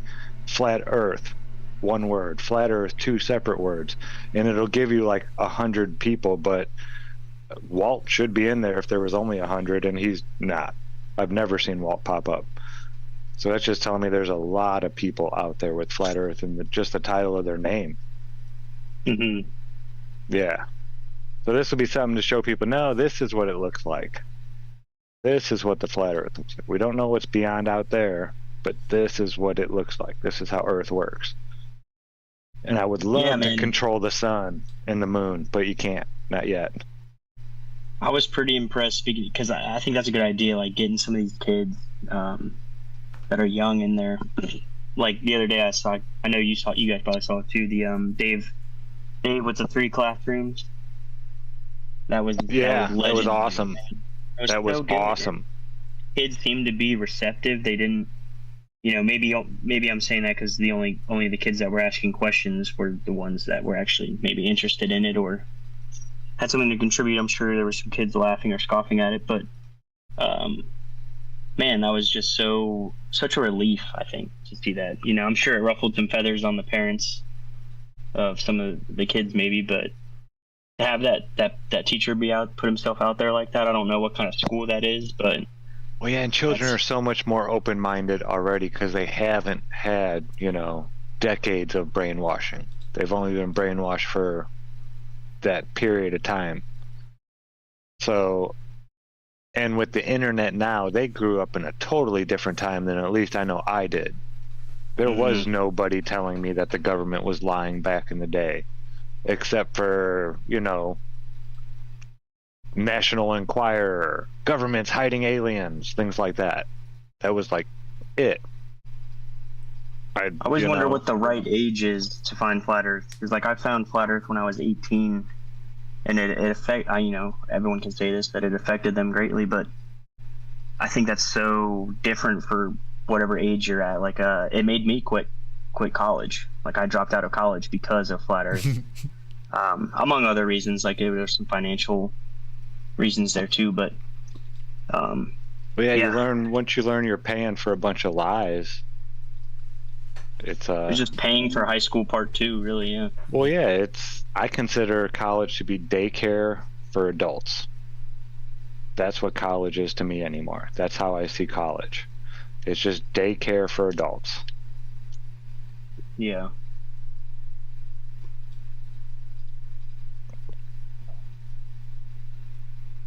Yeah, it's funny too because right before my senior year of high school, I was in an AP sculpting and ceramics class, and we had to have a concentration. My concentration was earth, and I remember struggling because I wanted to make a globe, but doing that out of ceramic is very, very difficult to make. Fire that. So I was like, man, maybe I could just do like a flat earth, like an earth but flattened out. And I was just thinking how stupid that would be. I was like, no, it has to be a globe. It has to be accurately a globe. And so I made this I made a head, like a human head. But I made the back of their head, a globe. And then 6 months later, I'm a flat earther after my high school concentration, but. That's pretty crazy. That is crazy. I did a drawing one time of a skull face with the whole round part as the earth, and then I duplicated it the opposite direction and put all kind of shit on the picture itself with backgrounds and grids and triangles, and it looked like almost a corporate logo or some kind of takeover flag for some, evil corporation or something. I wish I still had that, but somebody really liked it that I was trying to date, so she wound up with it. And yeah, I don't have it anymore, but yeah. And that was pre everybody having a phone handy to keep a record of everything. But yeah, that was cool that you made one with the earth on the back of the head like that. I did the skull, you did the face. Yeah. Yeah, sculpting and ceramics was definitely the highlight of my high school experience. I bet, man. I only played with like pre-made ceramics stuff. Yeah, I've only messed with it pre-made and painted it and burned, fired it that way. I've never done it from I made an scratch. awesome water bong that was like. That's what I always wanted to do, man. I saw so many people ahead of me do it, and then they shut that part of the school down. They didn't have that by the time I got old enough to have those classes. It was like, oh man, I was gonna make It had like a built-in wall in between the front of it and the back part of it, so you'd suck in on this side. There was a mouthpiece that you sucked in on, and it went down. You draw the air up this way, but it had to go into the water, and then I had built a wall in there with just a little hole underneath, and then it came up this side and it had the pipe up on top. And my teacher put it out in the auditorium lobby. And a parent, a teacher, and someone from the school board complained. And he had a trash bin where he threw all that kind of shit away. It always, he would break it and throw it. It never ended up in that trash bin. He kept that thing, dude. I'll show off one of the last things I made, ceramics-wise, but just a little abstract. Oh, that's fucking awesome, dude. I did crushed glass in the bottom here, and then put that in the kiln, and it turned out pretty cool. But yeah, just stuff like that, man. You spend a few hours just mindlessly creating something, and you end up with something cool. That's awesome, man. Yeah. I actually have it reminds me of a pipe I have. I think it might be right up in here. Yeah. It's kind of dusty because I never smoked out of it. I never seen it. Oh yeah. Yeah. I like that. Yeah, that's probably the craziest piece I own. I think I've got a bunch of stuff laying around now I think about it, but man. Little canopic jar, little owl. We could do show and tell all day, I'm sure, but yeah, you see the wall behind me, it's probably not a good thing to start.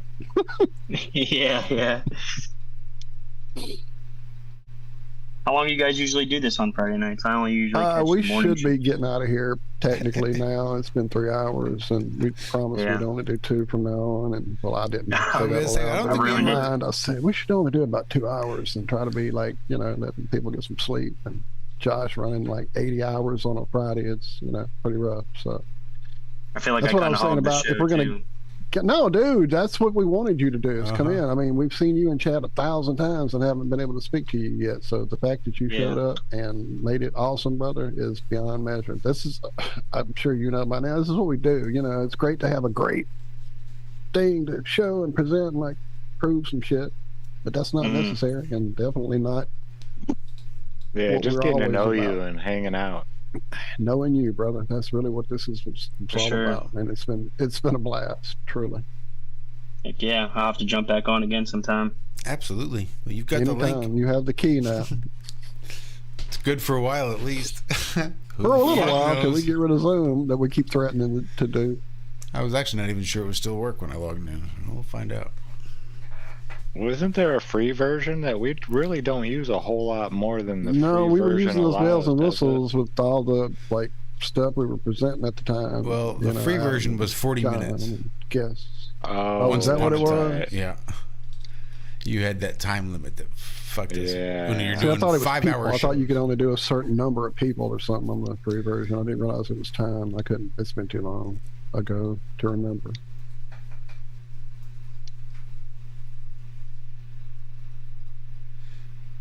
It's actually gone. But certainly, that's what I was kind of mentioning about the game a while ago. When I should let people that aren't gamers get out of here and get some sleep. Those of us that Josh, get don't out have here. any If you don't wanna- consoles or Right, don't want to play 'cause we computers can't. or anything like Right. that, I'm going to go out here and toe the dirt, I guess. Well, I'm gonna say goodnight and let you guys play the game. I Love think you, lady. should love you too, and I think you should play and play well. We can do that. All right, No, y'all we have a can't. great night. Love you guys. Nice you, to meet Cam. you, Love you, Logan. Yeah, nice to meet you too, Cami. All right, good night. Good night. Night, Cames, love you. Yeah, Logan, I didn't realize you were such a young guy. Yeah. Yep, I get that. Rick, I just ran my toe over with the damn office chair. Oh, I've done that a time or two. Yeah, yeah, I get that a lot. Yeah, just the other day actually, this guy was like, man, when you first started working here, he's like, I thought you were my age. Yeah, watch me shave my beard and become 10 years younger.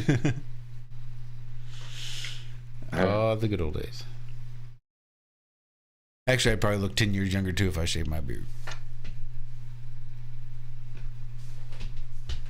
But all right, I guess we can wrap it up. Big. Get the hell up out of here. Yeah, I was even thinking about shaving it, but then I figured, fuck, summer's almost over, fall's gonna be here, then winter. I'm gonna wish I had one. By then it won't be enough time to grow another one back. I might as well just keep the one I got. Thinking about shaving it, maybe come spring. New year, new beard.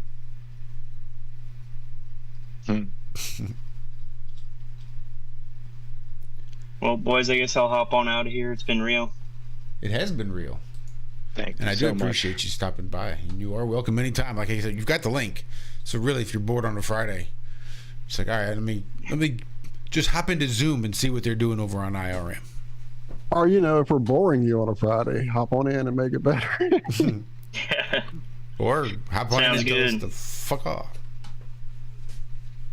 We take that criticism too. Yeah. Well, yep, it's been real. It's nice to be able to talk with some kindred spirits, and like I said, hopefully we'll be able to do it again sometime. Heck yeah, Logan. You have a great rest of All your right, man. weekend. You have a long weekend? Yeah, You're you off too. Monday? Please do, and thank you for being here, friend. Yeah, I think I am off Monday, actually. That will be really nice. Yeah, maybe go kayaking one last time before it gets too chilly out. You might have to think about Right. doing something. All right. Have a good night. Have a good weekend. Yep. See you, brother. Peace. Peace.